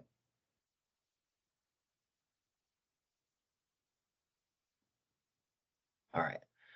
So within the experience of cancer, there was a survey that was conducted of LGBT people who were experiencing they're part of the cancer journey, and they responded with a much higher level of stress and distress than their heterosexual and cisgender counterparts, at 3 to 6 times higher than other studies of other people who were having the same experiences. Poor quality of life and that distress are associated with our physical concerns. We have an entirely different set of sexual concerns during our cancer experience. And we have minority stress, right? We talked about how we are much more likely to have members of our community that are Black, Indigenous, people of color. And so you've got stress on stress on stress, right? Anytime you add another marginalized identity, you are stacking the experiences of stress that keep them from having a strong social safety net. So we don't have a lot of social support across the board. So next slide. So across the cancer continuum, those disparities look different. Prevention, we've talked about how we have higher behavioral health concerns, but we also just have higher rates of some of these cancers because of our lack of access to detection or screenings. So we have a history of discrimination that keeps us from avoiding or keeps us from accessing care. It lends us to avoiding care. And then there are screening barriers as well, which we'll talk about in a moment. We also, and this is something that is hard to describe to someone who has not experienced it, we have a lower chance of diagnosis because sometimes provider trainings impair their ability to diagnose us. There's something called trans broken arm syndrome, which is where a provider may assume that any affliction that we show up with, if they know we're trans, they assume it has to do with us being trans. And I have been on the business end of that one quite a few times, where they assume it's because of the hormones that we're taking or the transitions that we're experiencing. And this is true, like if you've experienced this or you're familiar with this happening also for patients who are overweight or obese, tends to be the exact same thing. A provider will often assume that it has to do with their weight before anything else, which can impair a diagnosis. And then within treatment, right, there are research gaps. There are clinical guidelines that have not included us. We do not have resources tailored to our experiences. We don't have social support. So that treatment becomes such a more challenging process. There are not a lot of care navigators who are trained specifically in how to handle our cases. And then we have a lower chance of survivorship and a higher level of distress reported by those survivors. So we're going to go to our next slide. And I know this has been a big downer. I know we're pulling you down. I promise we're going to lift you back up by the time we're done. So one more big downer, and then I'm going to let Bryce take us into the the upswing. So last thing for me is talking about barriers to prevention, screening, and care. So we talked about how those barriers exist. I'd like to tell you what they are. So let's go to our next slide. So this one is always really tough. The ACLU is currently tracking, and the slide that we sent to you is out of date already. It says 516, we're at 522 anti-LGBTQ bills that are being tracked in the country right now. So this map is a good indication of where this is happening. And so Pennsylvania, lower than most of the country, but still not zero. We are still experiencing in Pennsylvania and across the country bills that are specifically targeted to our community. A lot of these bills are focused in the two areas in which I have the most experience in equity, and that is in public health and public education. And this is mostly surrounding youth experiences. And so I want to make sure that I'm hitting that even if a state is not experiencing high levels of these bills, we are still impacted by them. Excuse me. So I'm in California. If you look in California, it's completely gray, which means I have 0 bills that are currently working against my well-being in my state, but I am still impacted by things that are happening across the entire country. Seeing that 522 bills have been introduced means that a lot of people are very invested in making sure that I have a lower quality of life across the board. So let's go to our next slide. So we are underscreened primarily because of anti-trans legislation that is keeping us from care. We are being slowly conditioned, and this has been true for decades, not to trust medical institutions, that these institutions are not interested in our care. And then when we do have experience with healthcare providers, often a lack of knowledge, a lack of understanding about our bodies, about the screenings that we need, that can be really tough. I had an experience with a provider very recently where they only on the way in had one box for me to check about my gender. It said gender. I checked man, and nobody asked me about anything related to specific parts that I have that most men do not, because there was no way to start that conversation with my provider that felt safe. And so I missed out on some screenings, on some preventative care that would have been helpful. We also experience a lot of fear of stigmatization and discrimination because we're underinsured, because we don't use our healthcare as often, because we don't have a continuity of care. We can experience gender dysphoria and highly gendered medical situations. We assume and often experience discrimination from our providers. So if that question of like, how could you possibly have gender dysphoria, which means feeling mismatched from your presented gender, from feeling challenged in your gender, how could that possibly happen in a healthcare setting for screenings? I will show you. Our next slide. Great example. If we are talking about, specifically, I think this happens a lot in breast cancer spaces, breast and chest cancer spaces, they're often called women's cancers. Or right, I'm picturing the typical breast cancer screening bus that's like pink, and it's got like that yogurt ad woman's figure on the side of it, and it's very like, go girl, get screened. I am not going to be comfortable in those spaces. I'm going to feel not only that I'm not welcome, but also that if I do go, I'm outing myself immediately as trans in an environment in which that might not be safe, and I'm opening myself up to potentially having an experience that will lead to hate, violence, or discrimination. And it's hard to weigh that option, right? Do I want to experience discrimination? Do I want to set myself up for violence, or do I want to potentially prevent a cancer diagnosis? So that's a tough ask.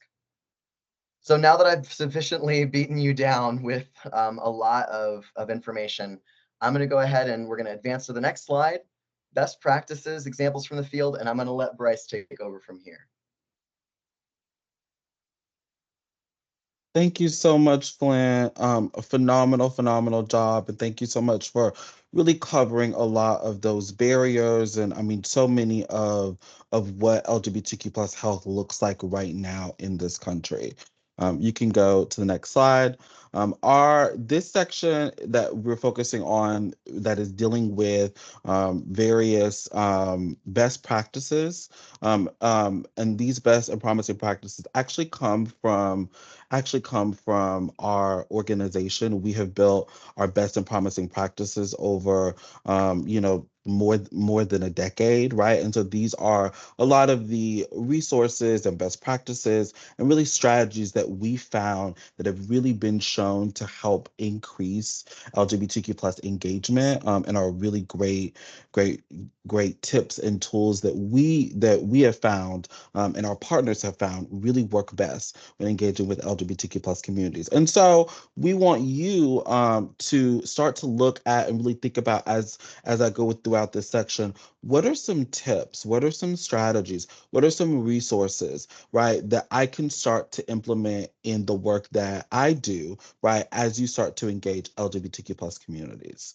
And so a really great way to start is looking at ways in which we can build welcome, right, especially in person, right? And so a lot of times the physical office space, the clinic location, it's a really great way that you can show people welcome. And so looking around and really looking at some examples of that physical space, right? Number one is varying magazine choices and representation in brochures.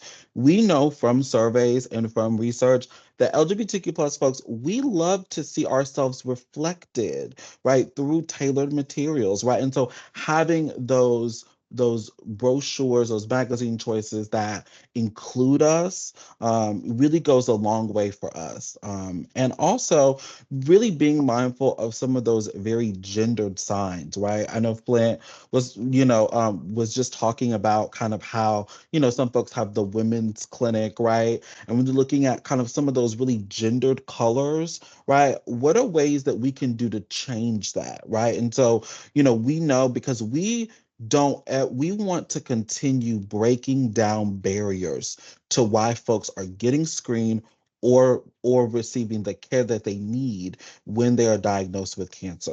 So anything that we can do, right, to start to break down those barriers, the better. And also another great way is looking at labeling, for example, single stall restrooms as gender neutral or all gender. And I've seen so many people, we were just talking about the importance of pronoun usage, right? And so you can also do things like displaying your pronouns on staff badges. Language is so important, and it's really, really good anytime that you can start to break down any of those reasons in which may make people nervous to ask for pronouns. Have it displayed on your name tag, right? When you're introducing yourself, right? Say, hi, my name is Bryce Kahari. I use he, him, his pronouns, right? And start to really model that and start to incorporate that with the language that you use. It can go a long way in helping folks, especially as we are striving to be inclusive to break down these barriers. And it's also really important with language, especially if you're talking specifically about body parts. We always find that it's really, really, really important to mirror the language back, right? And so if folks are using something that you might not use to describe their body parts, the best and most respectful thing that you can do is just mirror that language back, right? You can go to the next slide. And so these are some more really great examples, right, of displaying welcome. And a lot of these examples are from specifically a lot of a lot of our amazing partners across the country. In one of the images, you'll see the Vermont to You First program. They originally had women first, and they changed it to you first because they really wanted, again, to really make sure that anyone who needed to be screened, right, for breast and cervical cancer, right, that they're able to get screened, and that they're able to know that it and not have that barrier of gender, right? And so the more and more and more that we can do to eliminate this, right? To really make it so that anyone knows that if you have these body parts, right, you need to be screened for breast chest cancer. If you have these body parts, you need to be screened for cervical cancer. It's an amazing, amazing example, and one that we definitely encourage other folks to use. You can go to the next slide. And so there are so many great ways that, right, we can be inclusive, right? We talked about the physical office space. We've talked about the importance of language. Now let's talk about the web. So many cancer services and screening programs and health centers really need to do what they can to go out of their way to show that they are a visible sign of welcome. And so when our communities look at your website, when our communities look at your advertising or social media, what are they seeing? Especially, because we as queer folks are always looking for any indication that this is a safe and welcoming space. If you can do some work on your end, right, whether that's having a space on your website, whether that's, having that tailored material in the office, whether that's me when I go to your social media, seeing that you are posting resources or that you're posting information about LGBTQ plus folks, right? That goes a long way in making me feel comfortable about, choosing this place as a place that I'm getting my healthcare from, right? Flint talked earlier about there's so much anxiety, right? Especially when we talk about trans folks receiving healthcare. There's so much anxiety and stress and worry. If you can do what you can so that we don't have to play detective, please do that, right? And so anything that you can do to show that you're a safe and welcoming place is what you should be doing. And a really great way to do this is, like I said, by having it on your website, by having resources and information that are tailored to our community. In this example, both Cleveland Clinic in Ohio and Henry Ford Health Center in Detroit, Michigan, have spaces on their website to address LGBTQ plus community needs and also share non-discrimination policies. You can go to the next slide. So another one of our best and promising practices really focuses on engaging members of the LGBTQ plus community. And so engaging community members is not always easy, right? And we have heard from so many partners who say, I started really trying to engage my local LGBTQ plus community, whether that was working with a LGBTQ plus health center, right, community center, right? But, I'm having some barriers.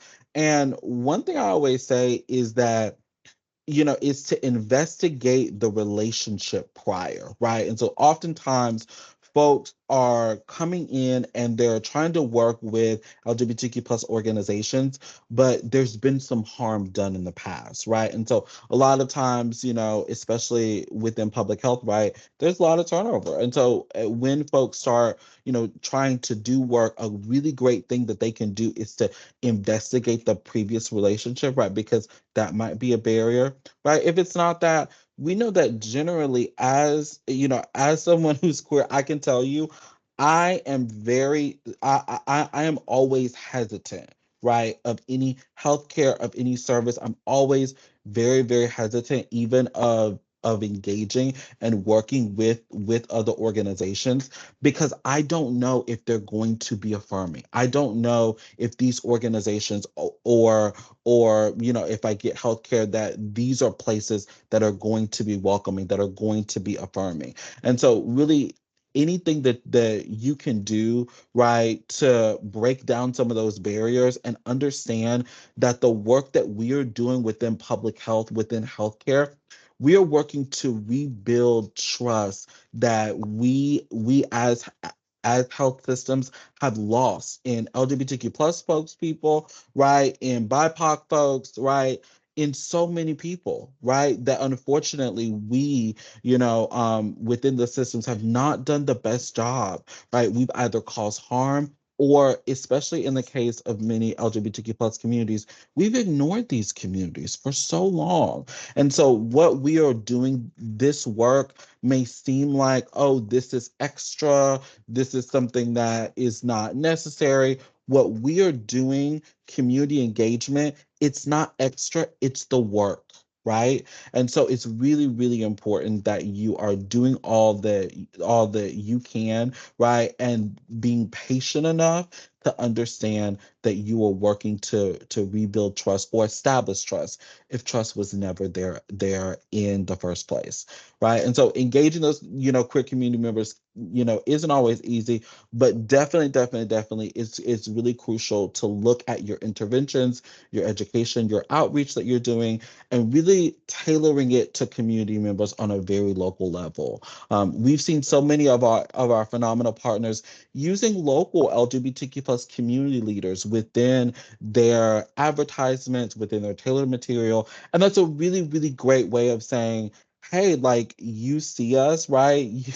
Especially if this is the local LGBTQ plus person who is trusted, who is known within the local queer community, right? That helps to gain trust, right? And it's really, really, really important that you are really looking at all of the ways that you can start to tailor your material. And so a great way to do this is also by including LGBTQ plus folks, community members on advisory boards and coalitions.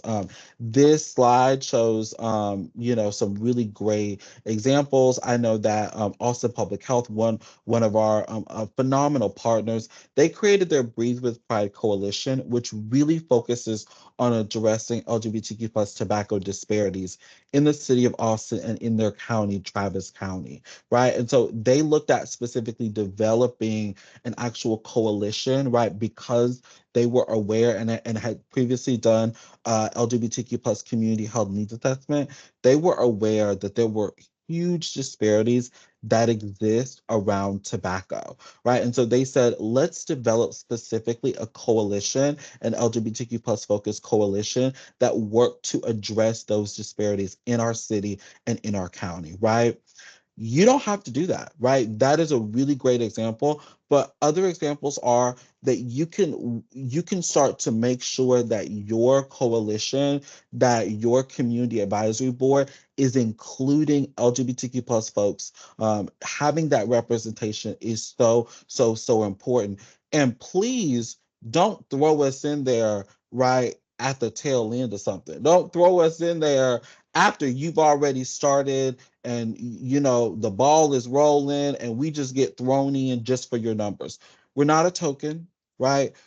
Treat us like we matter because we do. Treat us with respect because we deserve that, right? Make sure that you're doing everything that you can to include us from the very beginning and just show that you respect and want to hear what we have to say.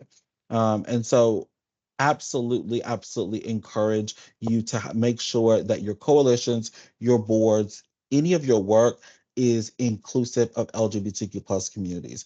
And even if you are working to, we've had so many great or organizations actually form, these various kind of like, one-time focus groups or different things like that to try and see, hey, is our material inclusive? Did we get this right? Right? Are there things that we can do right to really, connect better with LGBTQ plus folks? And if you're getting queer folks to consult on anything, if you are getting us to, give you feedback in the form of a focus group or a survey or whatever, right? If you're asking us to do a form of labor, please compensate us if you can. Because it's crazy that I have to say this, right? But I think everybody in here knows the cost of living right now, right? We know the cost of eggs because it is always rising. We know that it is very expensive to live, right? And so especially there are so many times that, I've seen folks be compensated for their expertise, right? For their lived experience, right? For their perspective. But I've seen queer folks not do the exact same thing and not be compensated for that. Please, please, please, any way that you can compensate us, that shows that you're respectful of our time and that you also understand the systemic barriers that are in place that have kept us from receiving some of the same opportunities that a lot of folks who aren't queer have received. And so this slide, just to kind of finish up on this slide, also shows another really great example of ways in which you can engage, LGBTQ plus partners and community members. And that's by using queer community members in your educational campaigns, your training volunteers to assist with various outreach.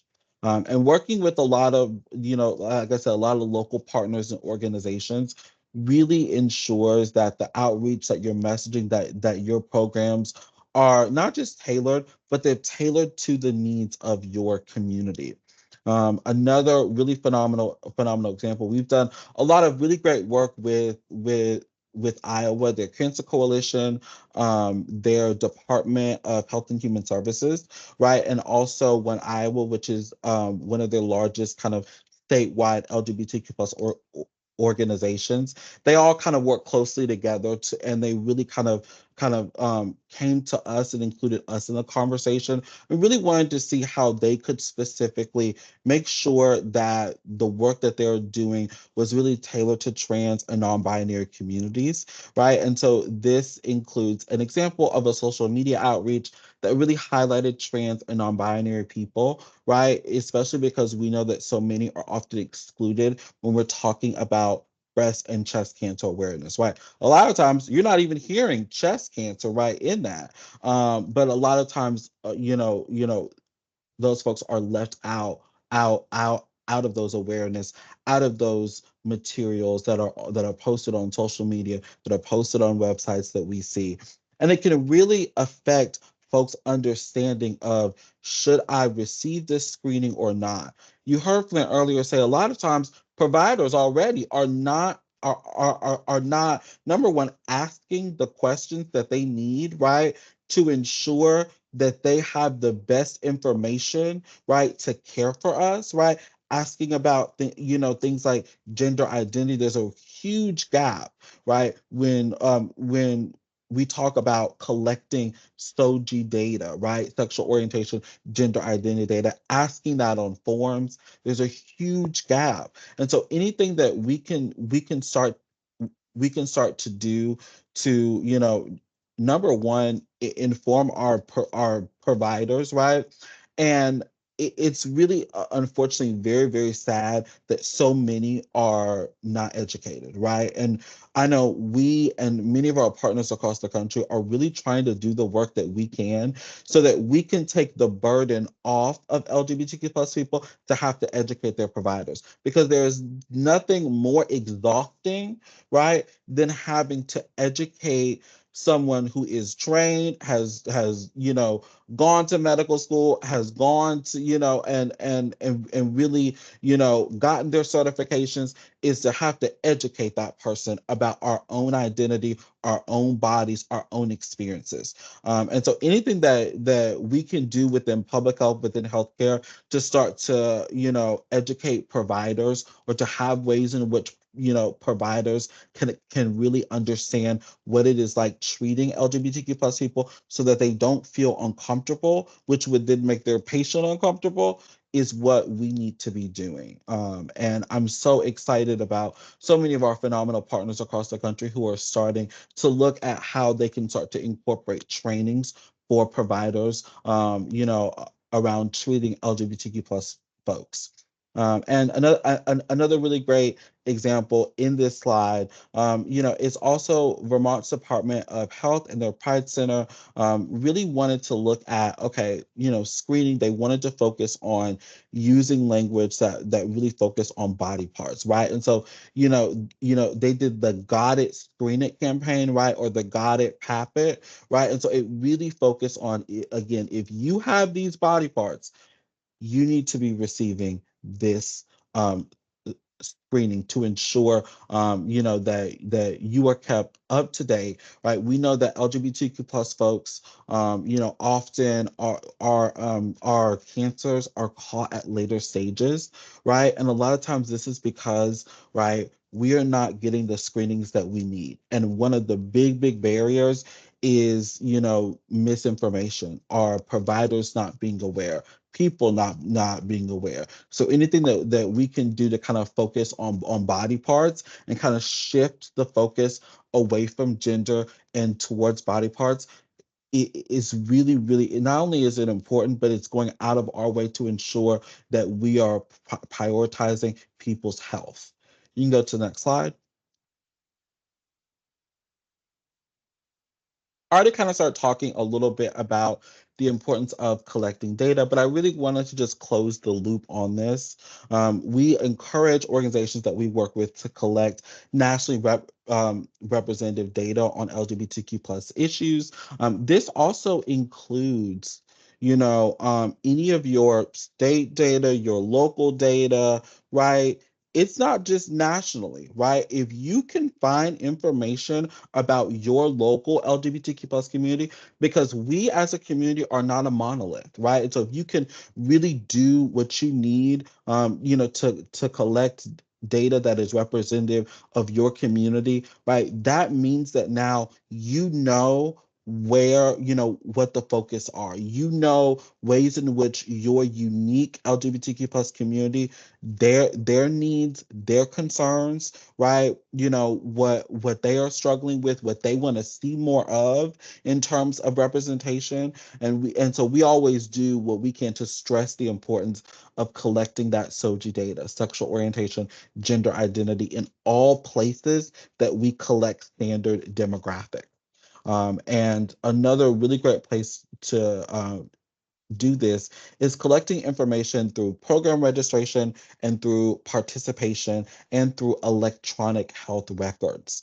So often, right? I know Flint was talking earlier about, a clinic that only allowed, two boxes to be checked, right? And so it's really important that we do all that we can, right? And that we're looking at things like electronic health records, that we're looking at, patient forms, that we're looking at program registration, and really seeing it may seem small to you, right?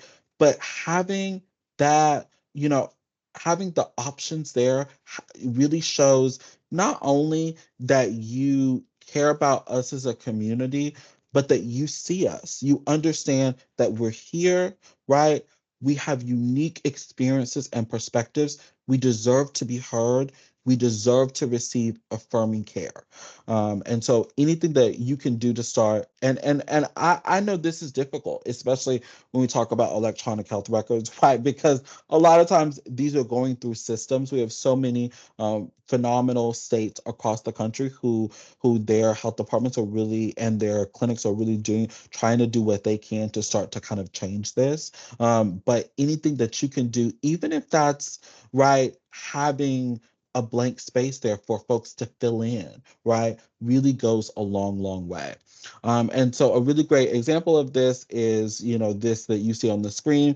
It's an example of an intake form from Thunder Miss Health Center, a FQHC, federally qualified health center in Rhode Island. And another really crucial part of collecting program or health record data is to educate patients or program participants on why you're even asking that, right? And so I really love this example. We ask because we care, right? And that campaign, and really showing that, because oftentimes, we've heard some people are, well, oh, well, why are you asking this? Why, I'm not usually asked this. Why is this being asked, right? We ask because we care. We ask because we want to really ensure that we are being, are really being diverse in our reach, and that we're collecting the information that we need, right, to make the best decisions, and to really inform folks about the best decisions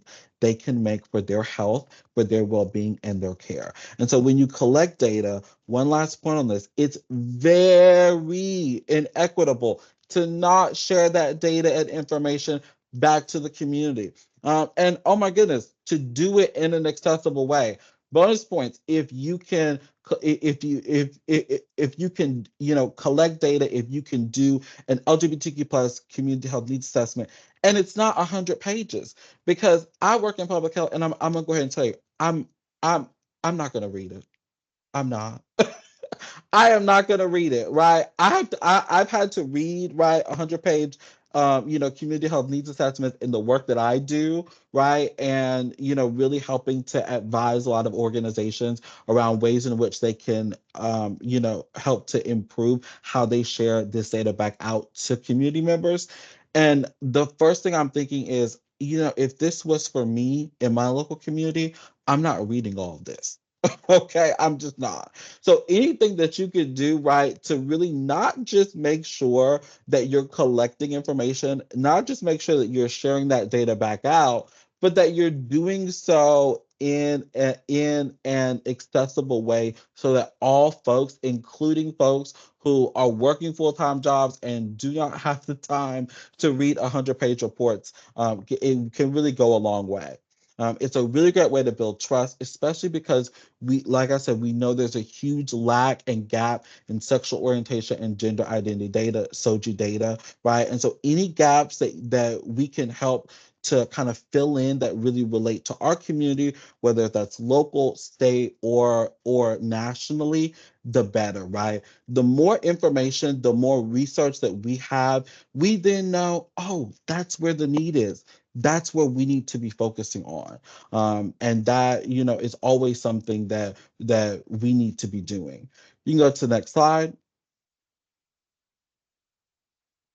So this kind of ends, a lot of our, pretty much the core part of our presentation. I'm just going to hit a couple of our resources, and then we can turn it over to, do a quick Q&A. You go to the next slide.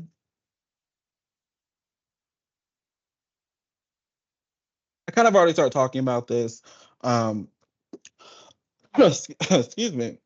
But our best and promising practices are really practices and strategies that we've used over a decade, that we found that have really helped us, and that a lot of folks have used, right, especially in terms of the work that they're doing to make sure that they're reaching LGBTQ plus people. In the follow-up materials and resources, we'll have all these links, including our 7 best and promising practices, some of which I've kind of gone over today, but that really you can start to incorporate into your work. You can go to the next slide. If you want to start to, we kind of gave, I think, a very brief, kind of conversation around things like terminology and root causes of disparities and barriers to care, right? And ways in which you can create a welcoming and an affirming environment. But you know what? This training is not a one-stop shop. It should not be the only time that you're receiving, cultural competency training. And we have made it easier for you because we've come up with a completely free, very interactive, beautiful, amazing, LGBTQ plus cultural humility training, right? That are really designed for healthcare professionals. But honestly, I say for anybody who works within healthcare or public health, right? And so it's a total of 8 modules. The first 5, like I said, really focus on things like terminology, barriers to care, ways in which you can create affirming environments, and also overcoming barriers in reference to data collection. And so we encourage folks to take it. Like I said, it'll be included in the links that we send out.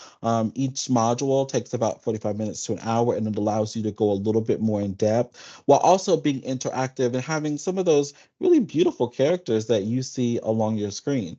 You can get to the next slide. Um, just want to say, and again, this will be included in your follow-up materials, but you don't have to reinvent the wheel. There are so many cancer screening guidelines that are inclusive and that can show you how to ask the questions. You can go to the next slide. You also don't have to reinvent the wheel because we right, have a lot of great resources that you all can use in the work that you're doing. And also, if you ever want to, us, our feedback on anything, if you ever want resources, all you have to do is fill out our training and technical assistance request form. This form allows you to be able to fill in, and request any of our training, technical assistance, or any of our resources. You can go to the next slide.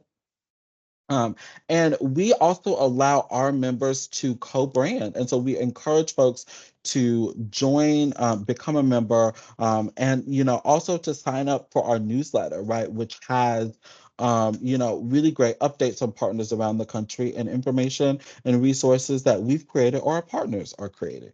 You can go to the next slide.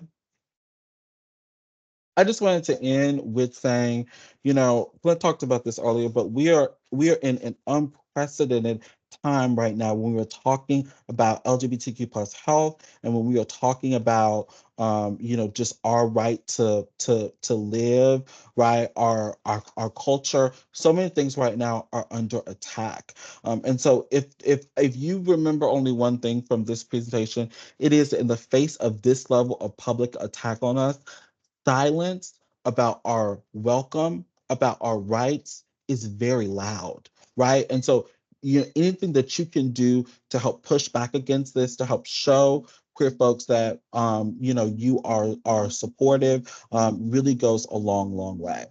And with that, I'll open it up a few minutes for a Q&A. Thank you all so much for listening to us and also spending this time. I know that you have had a pretty long meeting, and I know we're coming at the tail end of this, but we so appreciate, and we're here to help support in the really great work that you are doing across the state of Pennsylvania.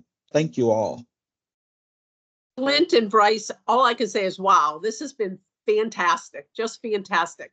One of the comments in the chat has been, I would argue that breast in reference to tissue is gender neutral, since all humans have breast tissue.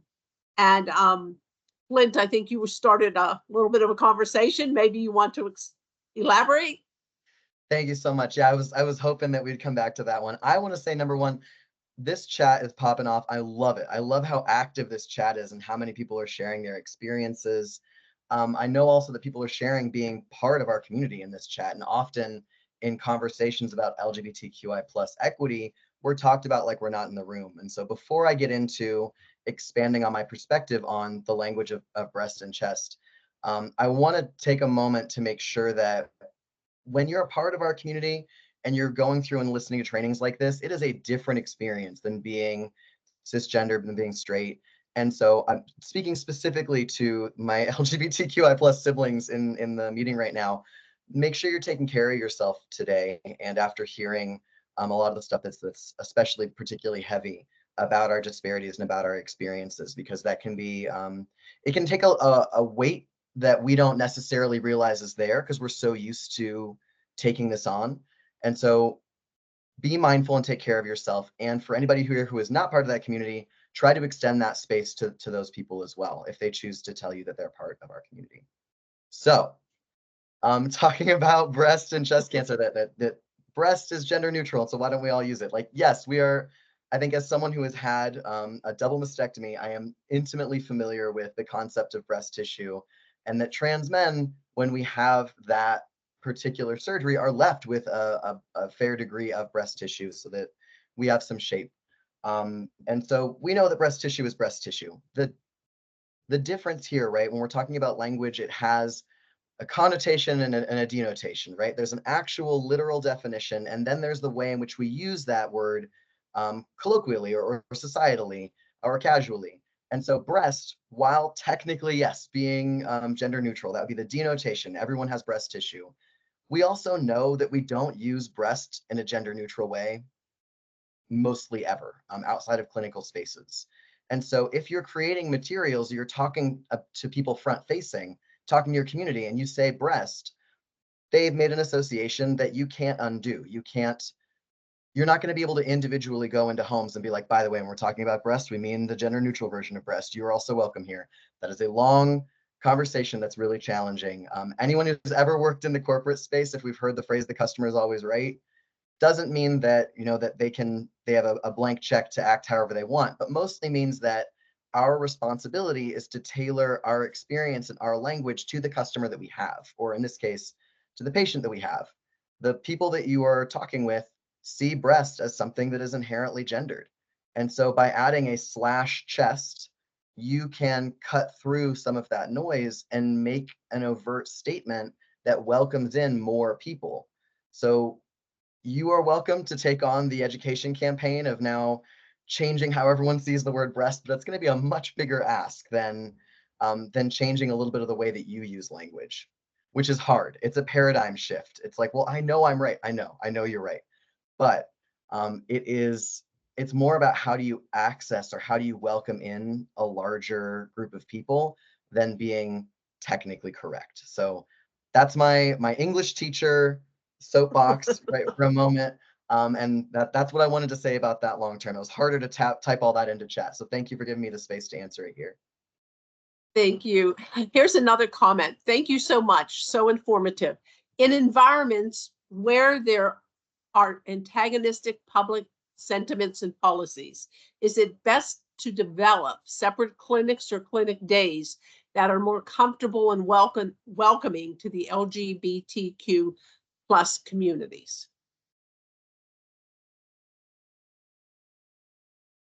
Bryce, both of us are percolating on that one. Bryce, what do you think? Yeah. Okay, I'm looking at the question now. Okay, so environments that are antagonistic to public health. So is it best to develop separate clinics or clinic days? I'm going to say no. Honestly. What you can do, right? There are things that you can control. There are things that you can't control, right? And sometimes, right, unfortunately, right, things are going to happen, right? Because sometimes people are uneducated, they're ignorant, or they're just really hateful, right? Or having a bad day, right? And so, what you can control is to right, use some of the steps that we talked about in our presentation. Look at your physical office space. Look at the ways in which, right, your staff is being trained, right, on being inclusive, right? Having these separate kind of days, while I understand that it's well intentioned, we don't need separate days. We just need any of the days, right? We need people who are going to be respectful of us, right? And that needs to be able to happen any day of the week that clinic is open. So my answer is no. Do what you can to ensure, right? Again, within your control, because we know there are things that are going to happen that are outside of your control, but anything that you can do, right? Posting that non-discrimination policy, stepping in if you see that, another patient is saying something that is just inappropriate, or not welcomed or is discriminatory, doing what you can to say that is not our policy here, and you need to stop or leave is really the best form of action. Thank you. Another comment. In my experience, some large employers may weaponize language in the name of DEI. As a former workplace of mine, a woman in a same-sex relationship was told to refer to her wife as her partner or spouse, so that patients wouldn't be offended. The argument was that those terms were acceptable as they were gender neutral, but no acknowledgement of employees in opposite sex relationships being open to use gendered terms would not apply to all. It's discriminatory and harmful. Yeah, I'm glad that we returned to that comment. I saw that one earlier. That's the opposite of mirroring language, right? Which is something that Bryce and I were advocating for. Compelling language to a group is not helpful. The way in which I've described this, I've actually never used this metaphor in public health before. I've been used to use it in public education. Cats love boxes, but cats don't love it when you put them into a box. They like to choose to put themselves into a box. I love it, but it's my favorite. So So labels, right? We often, when I'm having these conversations, people are like, why are there so many labels? Like, labels are helpful for us to describe our own experiences. But when you try to assert a label onto someone, that's not your place. That's not what you can do. You can't tell me how to refer to my husband, right? Husband. You can't tell me how to refer, right, to my own experience. I've had that before where I've just designated myself, I consider myself queer. I don't use the word gay or bi or anything. I call myself queer. And I've had people who are straight say, well, that's a slur. You can't use that. And I'm like, I'm going to need you to sit down. That's not, right? That's not your space. And so the same thing here, right? Mirroring language means listening to the people who are part of the community and making space for them. That's right. That's why when we're talking about these separate spaces, when we create those spaces for ourselves, right? When LGBT centers have, vaccination clinics, when they have particular places that are for us, and we've made them for us, that's a space that we're making that feels good and safe. But if you're a clinic and you tell us you can only come on these days, or these days are separately here for you, that's putting a cat in a box. We don't want to do that. And so I'm going to remember that metaphor moving forward, because it's been a while since I've accessed it, but hopefully it's helpful. I love it. No, another comment is I've seen a lot of well-intentional practices foiled in their attempts to use appropriate pronouns by the way the electronic health records are set up, including LGBTQ Health Center, where everyone but the actual provider misgenders my non-binary partner every time they go there. What do you recommend practices can do to get around these types of problems? It's extremely frustrating. Absolutely. It is extremely frustrating. And I'm so sorry that you had that experience. One of our one of our campaigns and one of our programs that we do is called Queer Health is Power, and it really focuses on looking at, it's specifically focused within New York State, and we're looking at finding LGBTQ plus clinics and healthcare practices, and organizations that are really going to be inclusive and welcoming, and who are providing welcoming and affirming care. And one of their campaigns and kind of things is like, it's okay to go to another doctor in the same clinic location, right? And so that's exactly what I'm going to say, right? Is that it is okay for you, right, to number one, correct the person if you want to, right? You definitely don't have to. And again, that feels so exhausting to have to, again, like Flint was saying earlier, Google is simple. But unfortunately, people are also very rude, and just very unfriendly sometimes. And so the best thing that you can do is, number one, prioritize how you feel. If you don't want to correct them, don't correct them. If you want to, absolutely feel free to do so. Don't feel that there's a burden on you to have to educate those people, right? You've already done so, right, on the form, right? They're the ones who are ignoring it. They're the ones who are in the wrong here, right? And then if you do not feel safe in that clinic or that location, then if you are able to, because again, I know that especially in a lot of rural areas, right, there are a lack of clinics, there are a lack of healthcare facilities, right, that are providing the treatment and the care that you are seeking, or the screenings. But if you can ask for, whether you want to do another provider, or whether, because it sounds like it might be a lot of other folks, right, within that office location, asking, saying, I would like my patient information to be transferred to another healthcare provider where I will be receiving care. I'm going to add something just to the end here. As someone who used non-binary, or I used they them pronouns for a long time, and have been in this exact same situation where this was the hardest set of pronouns for people to seem to be able to get. This is not a sustainable solution, but I used to bring my most aggressive cisgender friend with me to all of my appointments. It was, and this is why when we talk about the barriers to care is community. When you don't have a solid social support structure, it becomes draining very fast. Even as someone who does this full time, I've been working in LGBT equity and doing speaking engagements for 10 years. I should be the absolute best position to have these experiences and to stick with it.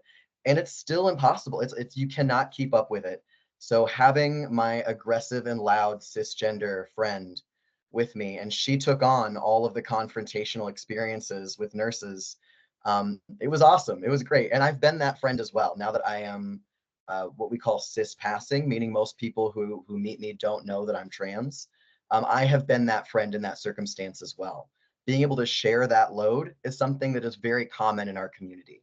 So that's not a sustainable solution. That's not something everyone can do, but it's a great thing for providers to know we have to think about. We have to consider, how are we going to bring an entire army of people so that we can get through a doctor's appointment? And again, great responses to comments and questions. Anybody else, have I missed anything that's really pressing in the chat that you want me to bring forward?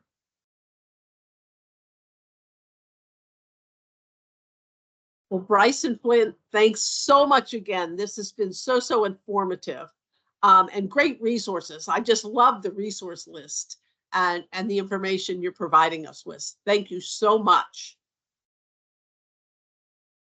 Anything Absolutely. else? Thank you so much for having us.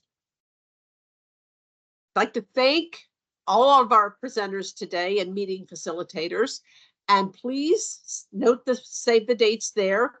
Our next two meetings are September 12th and December 19th.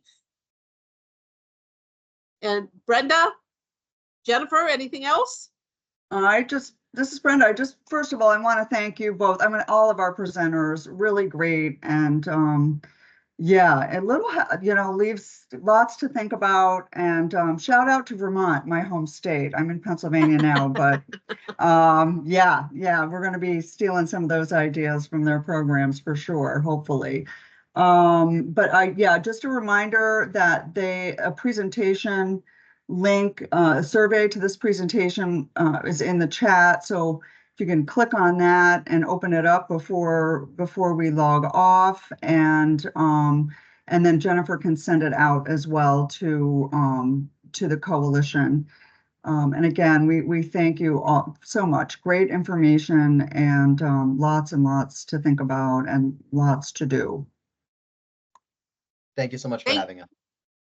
Thank you, everybody. Have a good summer. Thank you.